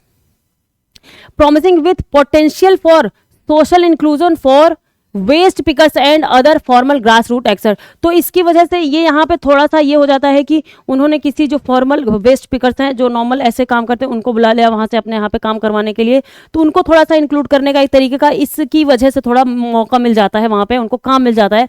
In practice however are noted by women in informal employment globalised and organising WIEGO। Women in Informal Employment, Globalizing and Organizing EPR redirects waste away from the informal sector, threatening large-scale displacement of informal waste pickers. Waste away from the informal sector, threatening large, जो informal sector है वहां पे ये report है, एक किसकी report है ये? Women in Informal Employment and Globalizing and Organizing in Practice, however, are noted that by women in ये इनकी वजह से क्या किया? EPR redirects waste away from the informal sector, threatening large scale displacement of informal waste pickers. अब वहीं पे ही waste management को दे दिया गया, तो फिर वहां से ही वो अगर सही तरीके से आया तो वहां पे भी जो एक तरीके की प्रॉब्लम क्रिएट हो जाती है कि अब उनके पास कहीं पे बचा नहीं, वहीं से ही जहां से वो प्रोड्यूस हो रहा था वहीं पे ही उन्होंने सेग्रीगेट करके उसको कहीं पे रिसाइकिल करने के लिए भेज दिया, कहीं और भेज दिया, तो भी उनके हाथ में नहीं आ पाती है। वो जो एक तरीके से कह लो कचरा ले जाकर के वो बेच देते कहीं पे और उनको थोड़ा कुछ पैसा मिल जाता। तो ये सारी चीजें हैं यहाँ पे। The AIW has observe the EPR guidelines in India, identify several stakeholders including the central board control pollution. Central pollution control board जो हमारा है, आइडेंटिफाई सेवरल स्टेक होल्डर्स, इसमें जो है जो EPR को आइडेंटिफाई किया गया है, इसमें कई जो है स्टेक होल्डर्स है, कई पार्टीज शामिल हैं EPR में, जिसमें हमारा एक सेंट्रल पोल्यूशन कंट्रोल बोर्ड भी है। Producers, brand owners, industry association, civil societies, organisations and of course citizens themselves, but it is unclear whether these stakeholders include informal waste picker or their representing organization. Although the solid waste management rule 2016 mandate the inclusion of waste pickers in municipal solid waste management system, जो हमारा 2016 का solid waste management rule आया था, solid waste management जो rule आया था 2016 का, इसमें जो है जो फॉर्मल इनफॉर्मल वेस्ट पिकर्स हैं उनको जो है इसमें शामिल करने की बात कही गई थी कि उनको भी एक तरीके से इनमें शामिल करके जो सॉलिड वेस्ट मैनेजमेंट है इसका मैनेजमेंट किया जाएगा, तो एक तरीके से इनको वहाँ पे थोड़ा सा काम भी मिल जाएगा। लेकिन they are evidently missing in the prioritisation, लेकिन फिर भी प्रायोरिटी में इनको नहीं रखा गया वहाँ पे। The EPR guidelines 2022 published by the ministry of environment, forest and climate change have blatantly ignored the role of informal waste pickers in waste management and recycling. तो यहाँ पे यही कह रहे हैं कि 2022 का जो EPR गाइडलाइंस थी उसमें इनको एक पूरे तरीके से निकालता कौन है EPR गाइडलाइंस, ये ध्यान रखना है। एक्सटेंडेड प्रोड्यूसर्स रिस्पॉन्सिबिलिटी, ये ध्यान रखिएगा इसमें से। ईपीआर कौन निकालता है? ईपीआर निकालता है कौन? ईपीआर हमारा जो है ministry of environment forest and climate change, ठीक है, MOEFCC, ministry of environment forest and climate change, यही जो है इसको निकालता है। किसकी गाइडलाइंस जो है बनाई जाती है? ईपीआर की, ठीक है। Plastic treaty and juster transition, globally waste pickers, अगर वैश्विक स्तर पे देखें तो लगभग 60% का जो प्लास्टिक है वो किनके द्वारा ही रिसाइकिल किया जाता है? वेस्ट पिकर्स के द्वारा ही 60% का जो प्लास्टिक है वो रिसाइकिल किया जाता है। ये 2022 का वर्ल्ड इकोनॉमिक फोरम की रिपोर्ट के द्वारा ये बताया गया। Despite their crucial role in sustainable recycling, their work is rarely valued and they struggle to, इतना होने के बाद भी उनकी जो है वर्क की कोई वैल्यू होती नहीं है। The United Nations development UNDP का जो development programme and Pew report जो है स्टेट दैट 2016 में, अकेले 2016 में informal waste picker collected 27 million metric tonne of plastic waste, लगभग 59% जो है पूरी दुनिया का जो प्लास्टिक वेस्ट था उसको इन्होंने कलेक्ट किया था वेस्ट पिकर्स ने 2016 में अकेले, सिर्फ और सिर्फ 2016 में plastic material collected for recycling के लिए जो कलेक्ट किया था, preventing it from ending up in landfills, और लैंडफिल्स जो एरियाज हैं या ओशन में जाने से इनको बचाया एक तरीके से उन्होंने, ठीक है। तो ये तरीके का इनका काफ़ी ज़्यादा इंपॉर्टेंस है हमारे वेस्ट पिकिंग में। But they also have a bear burning plastic fumes. अब प्लास्टिक फ्यूम्स कहीं पे प्लास्टिक वगैरह जल रहे होते हैं, वहाँ पे वो उठाने गए तो उनको जो है उसमें सांस लेना पड़ रहा है, तो उससे उनको जो है प्रॉब्लम क्रिएट होती है, उनके जो है रिस्पिरेटरी सिस्टम में उनको प्रॉब्लम हो जाएगी। and consume water and air tainted by microplastics. When we endorse the UN resolution to end plastic pollution, UN का resolution है प्लास्टिक पोल्यूशन को एंड करना। UN ने एक resolution किया है by to create a legally binding agreement, 2024 तक जो है प्लास्टिक पोल्यूशन को खत्म करना है, कम करना है, एक लीगली बाइंडिंग अग्रीमेंट के तहत में यूएन का ये जो है रिजोल्यूशन है। The treaty must ensure a just transition for these workers, इन वर्कर्स के लिए थोड़ा सा ट्रांजिशन का काम करेगा। The role of waste pickers in successful plastic management has emerge as a critical factors as India per capita plastic waste generation rises. हमारे यहाँ जो पर कैपिटा वेस्ट जनरेशन है, एक व्यक्ति द्वारा जो कचरे का उत्पादन है, जैसे जैसे लोगों का लिविंग स्टैंडर्ड बढ़ रहा है दोस्तों, उसी के साथ साथ में उनका कचरा उत्पादन करने का जो एक व्यक्ति की क्षमता है वो भी बढ़ती चली जा रही है। तो उसकी वजह से जो वेस्ट पिकर्स हैं उनका जो है काफ़ी ज़्यादा इंपॉर्टेंट रोल हो जा रहा है हमारी इकोनॉमी में।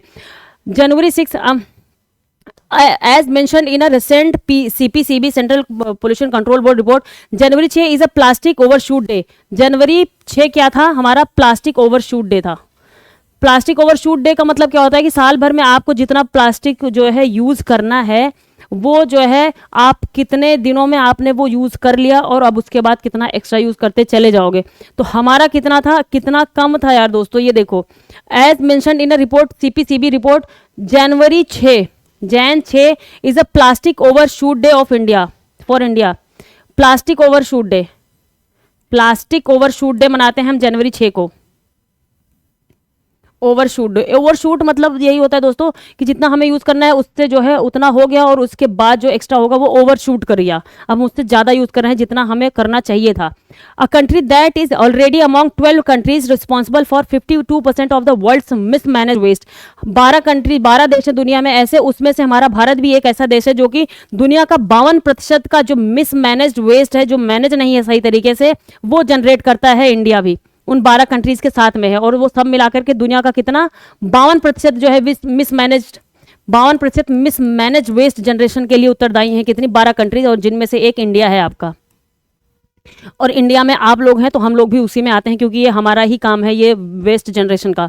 The EPR mechanism holds producers responsible for plastic pollution put only involves large recycling units bypassing an entire workforce responsible for transformation of waste और रिसाइकलेबल मटेरियल। यहाँ पे यही कह रहे हैं कि जो EPR है वो उनको रिस्पॉन्सिबल ठहराता है प्लास्टिक पोल्यूशन के लिए, जो भी प्रोड्यूसर्स हैं उनको ही प्लास्टिक पोल्यूशन के लिए वो रिस्पॉन्सिबल ठहराता है। आगे देखिए, waste pickers possess traditional knowledge around handling waste which could strengthen the EPR system and its implementation. In this context, we need to rethink the formulation of EPR norms while also addressing how to integrate millions of informal waste pickers into the new legal framework. ये यहाँ पे कह रहे हैं कि जो हमारे waste pickers है ट्रेडिशनली ये काफ़ी टाइम से काम करते चले आ रहे हैं, तो इनका एक ट्रेडिशनल मेथड है, काफ़ी टाइम से काम करते, इनको काफ़ी चीज़ें मालूम भी है करने की। तो हम जो अगला अपना ईपीआर बनाए, जो हमारा एक्सटेंडेड प्रोड्यूसर रिस्पॉन्सिबिलिटी का रूल बनाने वाले हैं, तो उनको जो है उनमें इनको भी ध्यान रख करके जो है हमारे रूल बनाए जाने चाहिए और इनको भी उनमें इंक्लूड करके एक नया रूल बनाया जाना चाहिए। इससे हमारा जो मैनेजमेंट है वेस्ट का वो काफ़ी सही तरीके से होगा। यहाँ पे देखिए ये भी काफ़ी ज़्यादा इंपॉर्टेंट आर्टिकल है दोस्तों। इंपॉर्टेंट आर्टिकल क्या है, ये पूरा वही जो असेंबली में यहाँ पे प्रॉब्लम चल रही है on cross voting in Rajya Sabha elections. The Rajya Sabha election in the state of Uttar Pradesh, Himachal Pradesh और कर्नाटका, तीनों जगह पे। ये थोड़ा सा ब्लर आ रहा है दोस्तों, तो अभी मैं सोच रही हूँ इसको होल्ड पे रख दूँ, कल पढ़ा दूँ क्या मैं इसको आपको, क्योंकि यहाँ पे क्लैरिटी दिख नहीं रही है। कल आपका रिवाइज भी हो जाएगा ये एक बारी, आपको भी अभी दिक्कत आएगी इसको समझने में। मैं तो हालांकि पढ़ा दूंगी आपको, लेकिन आप लोगों को ही इसको देखने में जो है प्रॉब्लम होगी। ठीक है, द राज्यसभा इलेक्शन, ये 3 स्टेट में इलेक्शन चला और वहाँ पे ही क्रॉस वोटिंग हुई, उत्तर प्रदेश में, हिमाचल प्रदेश में और कर्नाटका में। और हिमाचल प्रदेश का आपका रिसेंट का पहले पेज पे ही देखा, जहाँ पे हमने पूरा एंटी डिफेक्शन लॉ के बारे में पढ़ा और यहाँ पे वही सारी न्यूज़ के बारे में दिया है। और आगे क्या दिया है कि how are Rajya Sabha election held, Rajya Sabha का इलेक्शन कैसे किया जाता है। तो जो हमारा आर्टिकल 80 है of the constitution, representative of each state to the Rajya Sabha. दोस्तों मैं सोच रही हूँ आपको ये छोड़ ही देती हूँ क्योंकि आपको भी दिख नहीं रहा होगा, तो कल के आर्टिकल में मैं आपको इंक्लूड करवा देती हूँ, ये अच्छे से एक बारी आपका ये कंप्लीट हो जाएगा। आगे क्या है, एक लैंसेट की स्टडी निकली हुई है, आई एम सो सॉरी उस आर्टिकल के लिए, बहुत ही इंपॉर्टेंट आर्टिकल है, लेकिन वो मैं कल आपको ज़रूर से करवा दूंगी, उसकी एक एक चीज़ें करवा दूंगी। उसमें कई ऐसे आर्टिकल्स दिए हुए हैं, जो रिप्रेजेंटेटिव एक्ट है हमारा, पीपल्स रिप्रेजेंटेटिव एक्ट है, उसके बारे में काफ़ी कुछ दिया हुआ है, तो सारी चीज़ें हम वहाँ पे देखेंगे। आप जानते हैं कि जो राज्यसभा मेंबर्स इलेक्ट किए जाते हैं उनकी क्या कहे आप, एलिजिबिलिटी क्या होती है, भारत के नागरिक होने चाहिए। एज क्या होती है उनकी, एज ये बताइए आप लोग, एज राज्यसभा के मेंबर को इलेक्ट करने के लिए एज क्या होनी चाहिए। राष्ट्रपति के लिए राष्ट्रपति के लिए, प्रेसिडेंट के लिए क्या होनी चाहिए, लोकसभा मेंबर्स के लिए क्या एज होनी चाहिए, बताना है आपको। लोकसभा एज बतानी है आपको, ये राज्यसभा का भी बताना है। राज्यसभा में क्या एज होनी चाहिए, लोकसभा में क्या एज होनी चाहिए, राष्ट्रपति की क्या एज होनी चाहिए जब उनको इलेक्ट किया जाएगा ऐसा। ठीक है, और कुछ कुछ चीजें हैं वो भी आपको बतानी है। आपको क्या बताना है, जो ऑफिस ऑफ प्रॉफिट है, लाभ का पद है, क्या वो हमारे कॉन्स्टिट्यूशन में दिया है। अगर दिया गया है तो ये बताइए कि उसकी पूरी डिटेल में ये बताया गया है कि कौन कौन सी पोस्ट जो है लाभ के पद पे आएगी, ये क्या है पूरी डिटेल हमारे कॉन्स्टिट्यूशन में दी गई है कि नहीं दी गई है। ये सारी चीज़ें आपको जाकर रिवाइज करना है ध्यान से। ये देखिए, Lancet study shows obesity rates going up across world. अभी तक जो हमारे मम्मी पापा लोग थे दोस्तों, हमारे दादा दादी लोग थे, उनको क्या लगता था, बच्चा अगर दुबला है तो कमजोर है, बच्चा अगर ये हट्टा कट्टा है तो वो बहुत ही ज़्यादा हेल्दी बच्चा है।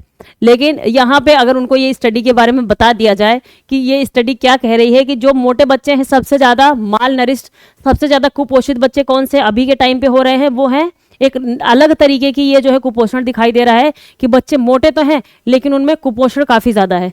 आप देख रहे हैं कि बच्चे मोटे कैसे हो जाते हैं भैया, उनको खाना है कुरकुरे, उनको खाना है पिज़्ज़ा, उनको खाना है बर्गर, उनको खाना है chowmein.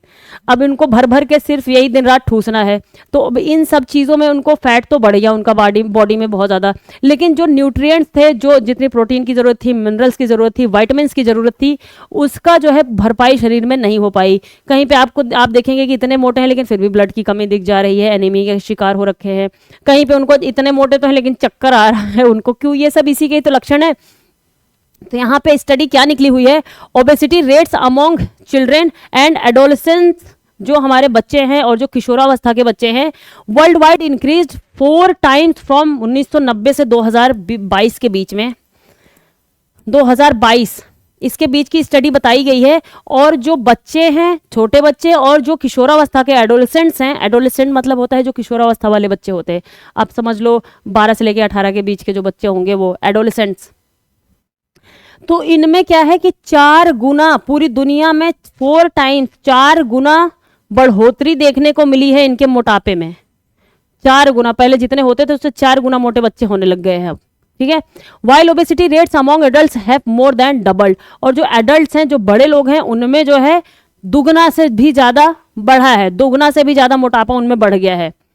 A new study published in Lancet has revealed, Lancet में publish हुई है, the total number of children, adolescents and adults worldwide living with obesity has surpassed the billion, billion से भी ऊपर पहुंच गए जो मोटे लोगों की संख्या है पूरी दुनिया में। ओबेसिटी के जो शिकार लोग हैं उनकी संख्या बिलियन से भी, मतलब अरब के भी ऊपर पहुंच चुकी है। और वो भी कितने हैं लगभग, टोटल में हम देखेंगे तो 159 मिलियन चिल्ड्रेन एंड एडोलेसेंट आपको मिलेंगे 159 million.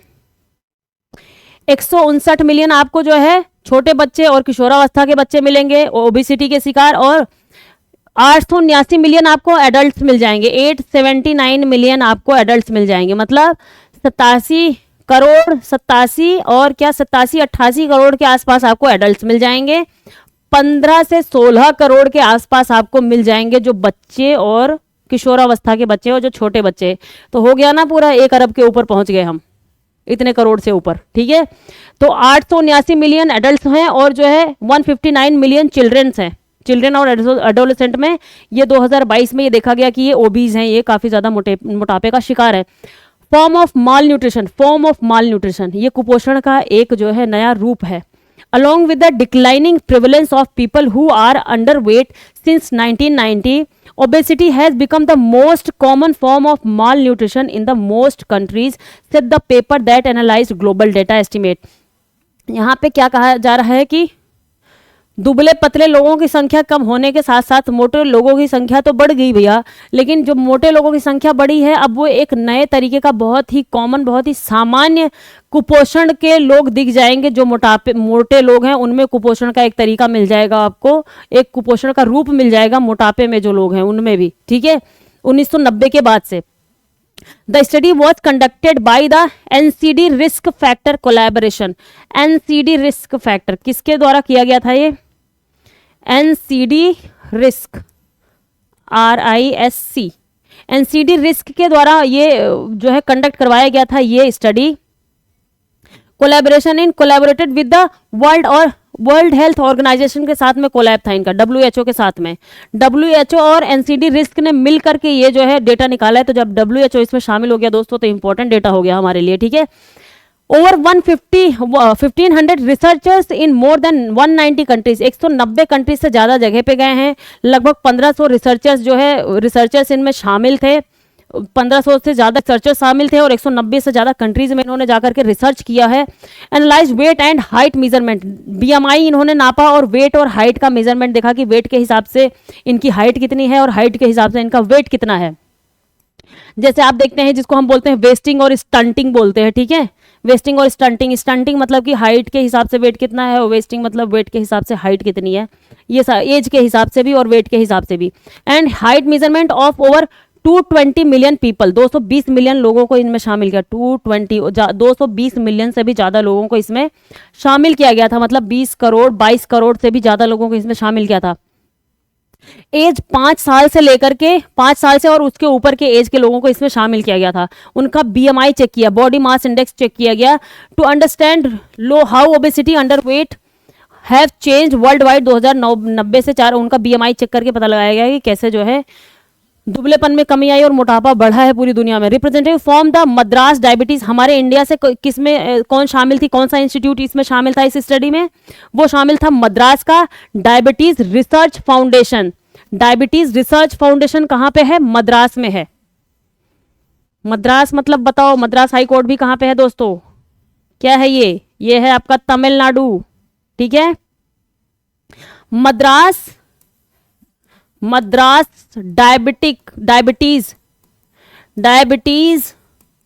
Centre research foundation, diabetes research foundation है ये मद्रास का। यही शामिल था हमारे यहाँ से इनकी रिसर्च में।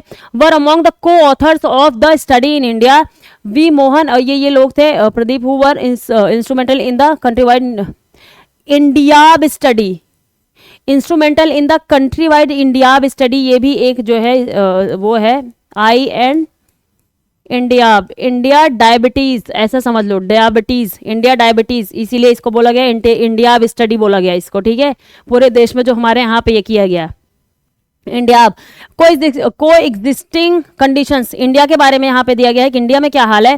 Doctor Mohan said that in India both obesity and underweight continue to coexist. We have also seen as a part of, हमारे यहाँ पे ओबेसिटी भी मौजूद है और अंडरवेट के भी, दुबले लोग भी हैं, मोटे लोग भी, दोनों ही शामिल हैं हमारे यहाँ पे एक साथ में ही।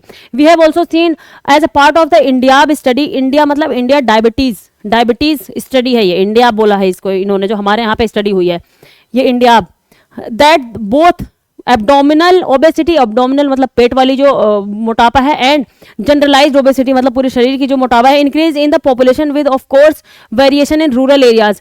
काफ़ी ज़्यादा पॉपुलेशन में ये, चाहे पेट की वाली मोटापा हो, देखेंगे आप ऐसे मटके जैसा पेट हो जाता है लोगों का, वो वाला देखेंगे आप, चाहे तो पूरी शरीर का मोटापा देखेंगे तो रूरल एरियाज में भी काफ़ी वेरिएशंस के साथ में मिलेगा, कहीं पे बहुत ज़्यादा मिलेगा, कहीं पे बहुत ज़्यादा दुबलापन आपको दिख जाएगा। As per the Lancet population in India the obesity rate increase from 0.1% से लेकर के 3.1% बढ़ गया है, 3 गुने से ज़्यादा बढ़ गया। 2022 में कितना बढ़ा है हमारा, 2022 में जो है ये 3.1% हो गया है, जो कि 2090 के आसपास 0.1% था, तो काफ़ी ज़्यादा बढ़ोतरी देखने को यहाँ पे भी मिली है। फॉर गर्ल्स एंड गर्ल्स के लिए है ये, 0.01% से लेकर के 1990 में बढ़ के ये हो गया कितना, 3.1% हो गया 2022 में। ये गर्ल्स वाली ओबेसिटी की बात कर रहे हैं, जो लड़कियों में हुआ है, और वहीं पे लड़कों में 0.1 से लेकर के 3.9 हुआ है, मतलब लगभग बराबर ही है। इनमें 3.1 है, उनका 3.9, 2022 में उनका मोटापा बढ़ गया, लड़कों का मोटापा ज़्यादा बढ़ा है, ऐसा कह सकते हैं हम आप। लड़कियां काफ़ी स्लिम ट्रिम है और लड़कों में मोटापा ज़्यादा देखने को मिला है। In the prevalence of obesity category for girls and boys, India rank 174, India की रैंक कितनी आई है, 174 आई है। 190 से ज़्यादा कंट्रीज शामिल थी, लेकिन उसमें भी इंडिया की 174वीं रैंक आई है हमारी, तो हमारे यहाँ काफ़ी ज़्यादा ओबीज लोग मिलेंगे। Highest in the world in 2022, highest in the world, दुनिया में काफ़ी ज़्यादा मात्रा में हमारे यहाँ ओबीज लोग मिले हैं 2022 में।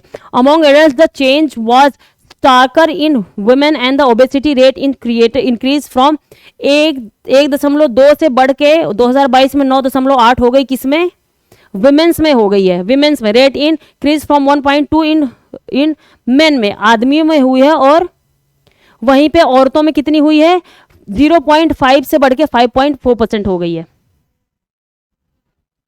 ये कुछ इसमें इंपॉर्टेंट थोड़े से डेटा है, वो देख लीजिएगा, बहुत इतना भी नहीं है।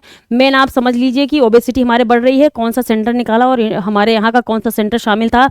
मद्रास डायबिटीज रिसर्च फाउंडेशन शामिल था और हमने इसको इंडिया स्टडी का नाम दिया हुआ है। और यहाँ पे प्रॉपर वर्ल्ड वाइड लेवल पे कौन सा शामिल है, ये NCDC रिस्क जो कि WHO के साथ में मिल करके इन्होंने किया हुआ है।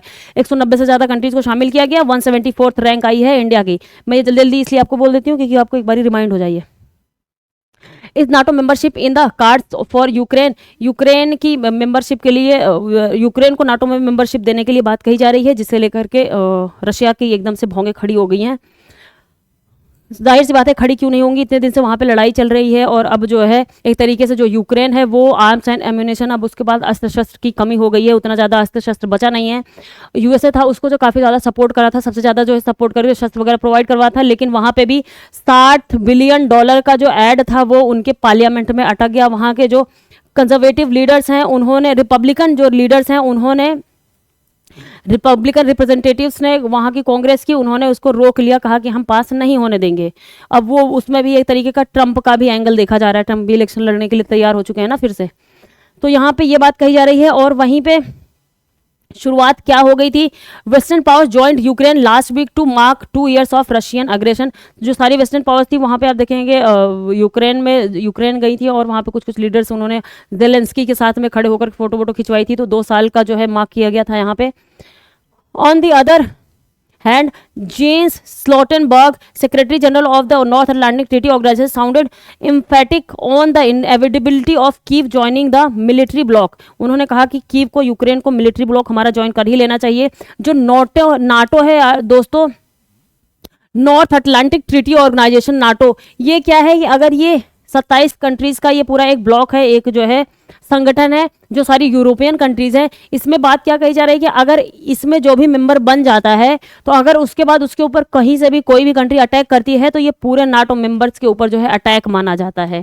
तो सारे नाटो मेंबर मिलकर के उस कंट्री के ऊपर अटैक करेंगे। तो यहाँ पे अगर यूक्रेन इनके नाटो में शामिल हो जाता है तो उसके लिए काफ़ी ज़्यादा फायदा हो जाएगा और वो जो है मिलकर के अटैक कर सकते हैं दूसरी रशिया के ऊपर, उसको जो है डिफीट करवा सकते हैं। आगे बात क्या है, आगे देख लेते हैं। बात क्या हुई थी, 2008 से बात शुरू हुई है। NATO leaders declare their intention to admit Georgia and Ukraine to the bloc. Georgia और जो है यूक्रेन 2008 में बात चल रही थी कि इनको नाटो में शामिल कर लिया जाएगा, लेकिन रशिया को ये बात बहुत ही बुरी लगी। रशिया ने मना किया और उसने कहा कि जो हमारा यूएसएसआर वाला एरिया था, जो 1990 के पहले यूएसएसआर हुआ करता था और उसके बाद जो है टूट करके कई कंट्रीज बन गए, आप लोग उस वाले एरिया में हस्तक्षेप मत करो, वहां पे कुछ मत करो। ठीक है, वो अपने संप्रभु लोग हैं, रहने दो, लेकिन आप उनको इस तरीके से नाटो वगैरह में शामिल होने के लिए मत बुलाओ। लेकिन बाद में चीजें और बढ़ती चली गई। व्लादिमीर जो पुतिन है उनका गुस्सा भी बढ़ता चला गया। In his opposition to NATO expansion, NATO का एक्सपेंशन बढ़ाने के लिए उन्होंने कहा कि आप हमारे एरिया में नाटो का एक्सपेंशन मत करो, आप चाहे जहां करो, हमें मतलब नहीं है, लेकिन जो हमारा एरिया है, जो यूएसएसआर से टूट करके जो कंट्रीज बनी थी, उन सब में नाटो का एक्सपेंशन मत करो। लेकिन वो लोग जो है फिर भी बात आगे बढ़ती रही। तो प्रेसिडेंट जो है पुतिन थे, उन्होंने क्या किया, टिब्लिस क्या है, जॉर्जिया की राजधानी है, जॉर्जिया की राजधानी क्या है,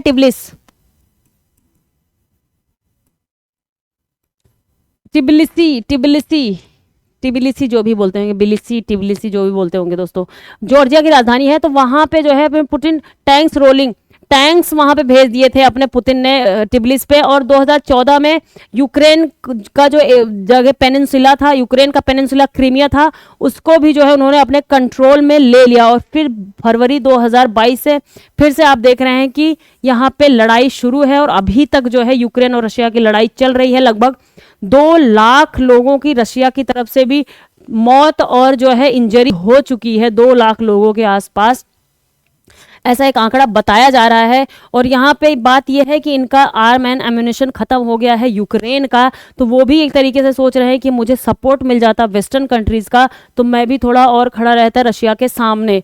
और रशिया लगातार अटैक करके अपना जगह को कब्जा करता चला जा रहा है। आपने सुना होगा कि कुछ अभी इंडियंस का भी मामला इसमें सामने देखने को आया था, जिसपे बात चल रही थी हमारी गवर्नमेंट की, उनको वहां से ले आएंगे। आगे क्या बात है, What about the EU? The 27 nation bloc recently overcame Hungarian hurdles to finance 5 billion deal over 4 years to Ukrainian economy। 4 साल में यूक्रेनियन इकोनॉमी को जो है $5 बिलियन की एक तरीके का फाइनेंस एड देने की बात कही, जिसका हंगरी ने जो है वो अपोज कर रही थी, उसको पसंद नहीं था ये। तो अभी हंगरी को एक तरीके से इन्होंने मना लिया। अब उसके बाद but governments are now squabbling over ways to top up the $12 billion European Peace Facility. एक दूसरा है जिसपे इनके जो है विवाद चल रहा है। विवाद क्या चल रहा है, 12 बिलियन यूरो का साइन ये होता है दोस्तों, यूरो का साइन है ये यूरो का साइन है, डॉलर का साइन ये होता है, हमारे रूपी का साइन क्या है ये, ठीक है। तो यहाँ पे येन का साइन क्या है, ये जापानी करेंसी येन। सब में ऐसे लाइन लगा के ही हो जा रहा है दोस्तों, देखो हर जगह हर करेंसी में लाइन ही लगी हुई है। छोड़िए, हाँ ये देखते हैं। But government are now squabbling over 12 billion euro का जो है एक ये क्या चलाते हैं, European Peace Facility they had established to support Ukraine war effort. ये खास करके किस लिए इन्होंने चलाया था, ये यूक्रेन के एफर्ट को सपोर्ट करने के लिए ही इन्होंने ये यूरोपियन पीस फैसिलिटी चलाया था। Funded by national contribution outside the blocks common budget. इनके ब्लॉक का जो नाटो का कॉमन बजट होता है उसके बाहर अलग से इन्होंने 12 बिलियन यूरो का एक यूरोपियन पीस फैसिलिटी स्टैब्लिश करी थी इन्होंने यूक्रेन को सपोर्ट करने के लिए। और जिसपे यहाँ पे भी विवाद चल रहा था उनके आपस में ही। Germany insist that the value of the weapons is supplies bilaterally should be factored into contribution to the common pool. जो जर्मनी प्रोवाइड करवाता है एक तरीके से आर्म एंड एम्यूनिशन यूक्रेन को प्रोवाइड करवा रहा है बायलैटरली, जर्मनी और डायरेक्टली यूक्रेन को प्रोवाइड करवाया है, तो उसको भी इसमें ही शामिल कर लेना चाहिए। जर्मनी का ये कहना था कि ये जो पूरा पूल है, कॉमन पूल है, इसी में ही शामिल कर लो इसको, एज अ मुझे नाटो मेंबर मान के उसमें शामिल करके कि हाँ हमने इतना दे दिया यूक्रेन को। While others feel that this would shrink the funds volume. और दूसरे लोगों का कहना था कि अगर हर कंट्री अलग अलग दे रही है तो एक तरीके से फंड थोड़ा ज्यादा हो जाएगा यूक्रेन के पास में। लेकिन सबका मिलाकर एज अ नाटो का ही हम मान लेंगे, ये क्या कहते हैं यूरोपियन पीस फैसिलिटी के तहत मान लेंगे, तो जो उनको फंड जाने वाला है उसका फंड कम हो जाएगा यूक्रेन का। तो ऐसे ठीक नहीं रहेगा, उसको ज़्यादा से ज़्यादा प्रोवाइड करवाओ। और हर कोई चाहता है कि एक तरीके से जो यूरोपियन कंट्रीज है, यूएसए भी चाहता है, यूएसए देखो सबसे ज़्यादा सपोर्ट कर रहा था इस टाइम पे, भाई रशिया को किसी तरीके से डाउनग्रेड कर ही दो, उसको गिरा ही दो, समाप्त ही कर दो तो ज़्यादा ठीक है। इसलिए वो लगातार लगे हुए हैं यूक्रेन के सपोर्ट में कि यूक्रेन पीछे ना हटने पाए। अदरवाइज यूक्रेन की तो औकात ही कितनी थी कि वो कितने ही दिन तक रशिया के सामने चल पाता, लेकिन वो अभी तक टिका हुआ है तो वो यूरोपियन और यूएसए के ही बदौलत टिका हुआ है अभी लड़ाई में। जर्मनी आगे क्या है, Moreover, some countries want that expenditure from the EPF to support the bloc's defense industry। और काफ़ी इसमें मेंबर्स चाहते हैं कि जो ये पीस फैसिलिटी हमारी जो डिफेंस इंडस्ट्री है उसको जो है फैसिलिटेट किया जाना चाहिए, उसको मजबूत किया जाना चाहिए। What is the road ahead, आगे का क्या रास्ता, it appears to be pretty long one, Ukraine's full NATO membership is not the table at. अभी तक उसका यूक्रेन का मेंबर बनना नाटो का अभी इतना ज़्यादा पॉसिबल नहीं है नियर फ्यूचर में कि तुरंत का तुरंत हो जाए। For the time being NATO has thought to assuage Ukraine's concern by formalizing current mechanism of cooperation which would empower Kyiv to call emergency meeting and ensure greater participation। अब यहाँ पे सारे लोगों ने मिलकर एक जो है उनको सपोर्ट दिखाने की बात कही है। यूक्रेन की राजधानी क्या है, कीव की, कीव, तो इसलिए बार बार जो है कीव का नाम लिया जाता है क्योंकि यूक्रेन की राजधानी है वो। तो कीव को सपोर्ट करने की यहाँ पे बात करी है तो वो थोड़ा सा उसको ज़्यादा मजबूती मिलेगी और ज़्यादा आगे तक लड़ाई कर सकता है। और अब आगे देखेंगे कि ट्रंप जीत के आते हैं कि नहीं, जो प्रेसिडेंशियल इलेक्शन चल रहा है अमेरिका में।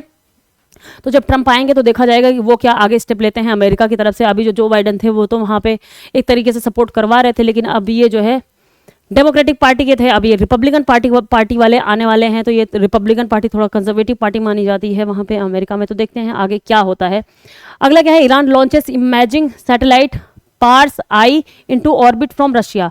रशिया से लॉन्च करवाया है ईरान ने अपना सैटेलाइट क्या है, इमेजिंग सैटेलाइट है, ये इमेज वगैरह खींचेगा। Iran announced on Thursday the launch of a remote sensing imaging satellite. Remote sensing मतलब दूर से ही कुछ ऐसे लेजर्स वहाँ पे भेजेंगे और उससे सेंस करके वहाँ की फोटो खींचना, इस टाइप की जो चीज़ें होती हैं, इमेज क्लिक करना। In orbit from Russia, Russia ने जो है करवाया है। अब कौन से ऑर्बिट में किया है, लो अर्थ ऑर्बिट में किया है कि मीडियम या हाई में किया है, वो बात की बात है। ये लो अर्थ ऑर्बिट में ही किया जाता है मैक्सिमम जो सैटेलाइट्स होती हैं।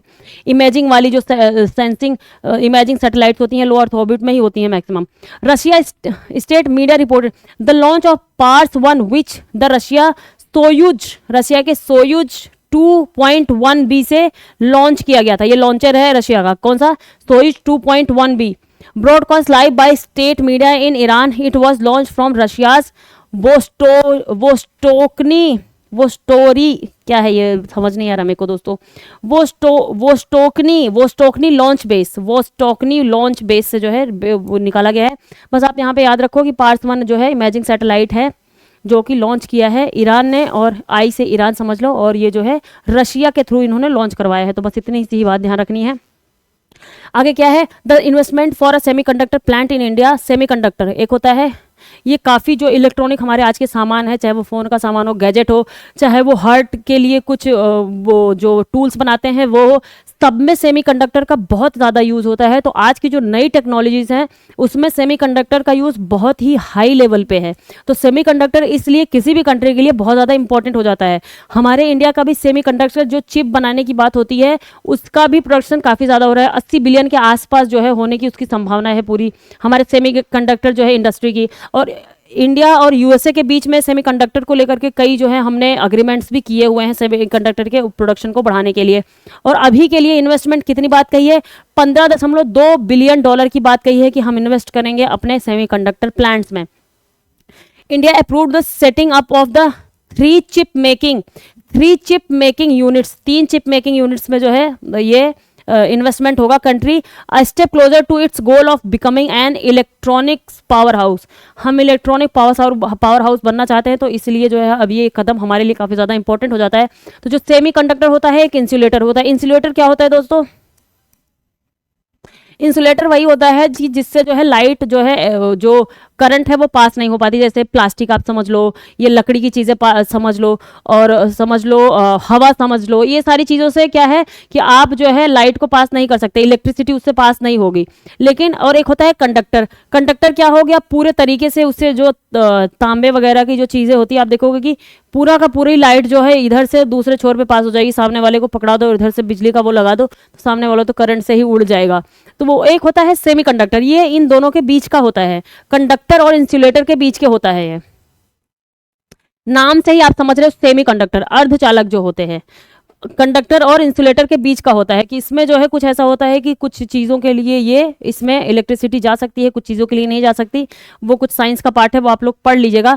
बस मैं आपको एक नॉर्मल इन्फॉर्मेशन बता रही हूँ, जैसे सिलिका वगैरह हो गई, जर्मेनियम हो गया, ये सारी चीज़ें आपके किस में आ जाती हैं, कंडक्टर में आ जाती है, सेमी कंडक्टर में आ जाती हैं। तो इसकी वजह से क्या है, ये बहुत ज़्यादा इंपॉर्टेंट है। आज की जो टेक्नोलॉजी है, कंप्यूटर है, गैजेट है, फ़ोन है, जो हार्ट से संबंधित डिजीज़ के लिए, हार्ट में इम्प्लांट करने के लिए जो डिवाइसेस बनाए जाते हैं, उन सब चीज़ों के लिए सेमीकंडक्टर बहुत ज़्यादा इंपॉर्टेंट है। तो ये पूरे वर्ल्ड वाइड इसकी डिमांड बहुत ज़्यादा होती है दोस्तों। तो इसलिए इंडिया इसमें काफ़ी ज़्यादा इन्वेस्टमेंट कर रहा है और इसमें जो है एक तरीके का रोजगार भी काफ़ी ज़्यादा जनरेट होने की संभावना है और हम एक्सपोर्ट भी अच्छा खासा कर सकते हैं सेमीकंडक्टर चिप बना करके। रशिया चाइना वगैरह काफ़ी ज़्यादा इसमें अभी जो है वो भी प्रोडक्शन वगैरह करता है। तो इंडिया भी जो है देख रहा है आगे, इसकी भी काफ़ी अच्छी इंडस्ट्री होने वाली है इंडिया की। और आप लोग देख रहे हैं, हमें सब्सक्राइब नहीं कर रहे हैं दोस्तों, तो हमें थोड़ा दुख हो रहा है। आपको पसंद आए हमारा शेयर तो ज़रूर से आप लाइक शेयर सब्सक्राइब कीजिए हमारे चैनल को, हमारा मोरल बूस्ट होता है। मैं बार बार आप लोगों से कहती हूँ दोस्तों।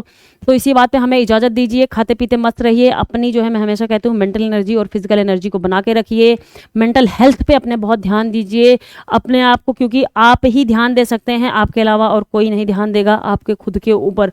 तो ये काफ़ी लंबी जर्नी होती है आपकी तैयारी की, काफ़ी थकावट भरी जर्नी होती है। तो आपको अपना मेंटल जो है स्टेबिलिटी को भी बना के चलना पड़ेगा, जो कि बेहद इंपॉर्टेंट है इस एग्ज़ाम में। और अपने एनर्जी को बनाए रखना है तो खाते पीते भी रहिए, साथ साथ में वर्कआउट वगैरह भी करिए। तो और यहाँ पे देखिए हमारा फाउंडेशन बैच चल रहा है जो कि दोनों लैंग्वेजेस में चलता है, तो इसको ज्वाइन कर सकते हैं, अपने फाउंडेशन को मजबूत कर सकते हैं। ये 6 से लेकर के 12 तक की क्लास की चल रही है दोस्तों। तो अब मेरी जो है एनर्जी हो रही है पूरी की पूरी खत्म, तो मैं जल्दी जल्दी से आपको ये बता रही हूँ कि ये बेसिक टू एडवांस चल रहा है। तो जल्दी से जाकर के आप इसको जो है ज्वाइन कर लीजिए। यहाँ पे आपको QR कोड दिख जाएगा और यहाँ पे QR कोड को आप जो है स्कैन कर सकते हैं, नहीं स्कैन कर सकते हैं तो सीधे जाकर के प्ले स्टोर पे आप डालिए notebook IAS education for all करके, वहाँ पे ऐप मिलेगा, वहाँ से ऐप को डाउनलोड कर लीजिए और आप इस बैच को ज्वाइन कर लीजिए। तो तो चलिए इसी बात में हमें इजाज़त दीजिए। हमारे नोटबुक IAS के चैनल को लाइक शेयर सब्सक्राइब कीजिए, अपना ख्याल रखिए दोस्तों, हम यही चाहते हैं। और हमारे जो है पूरे टीम की और हमारी आपके साथ बहुत बहुत शुभकामनाएं हैं आपके आने वाले एग्ज़ाम्स के लिए। तो जी जान लगा दीजिए। बहुत बहुत धन्यवाद आप सभी का हमसे जुड़ने के लिए।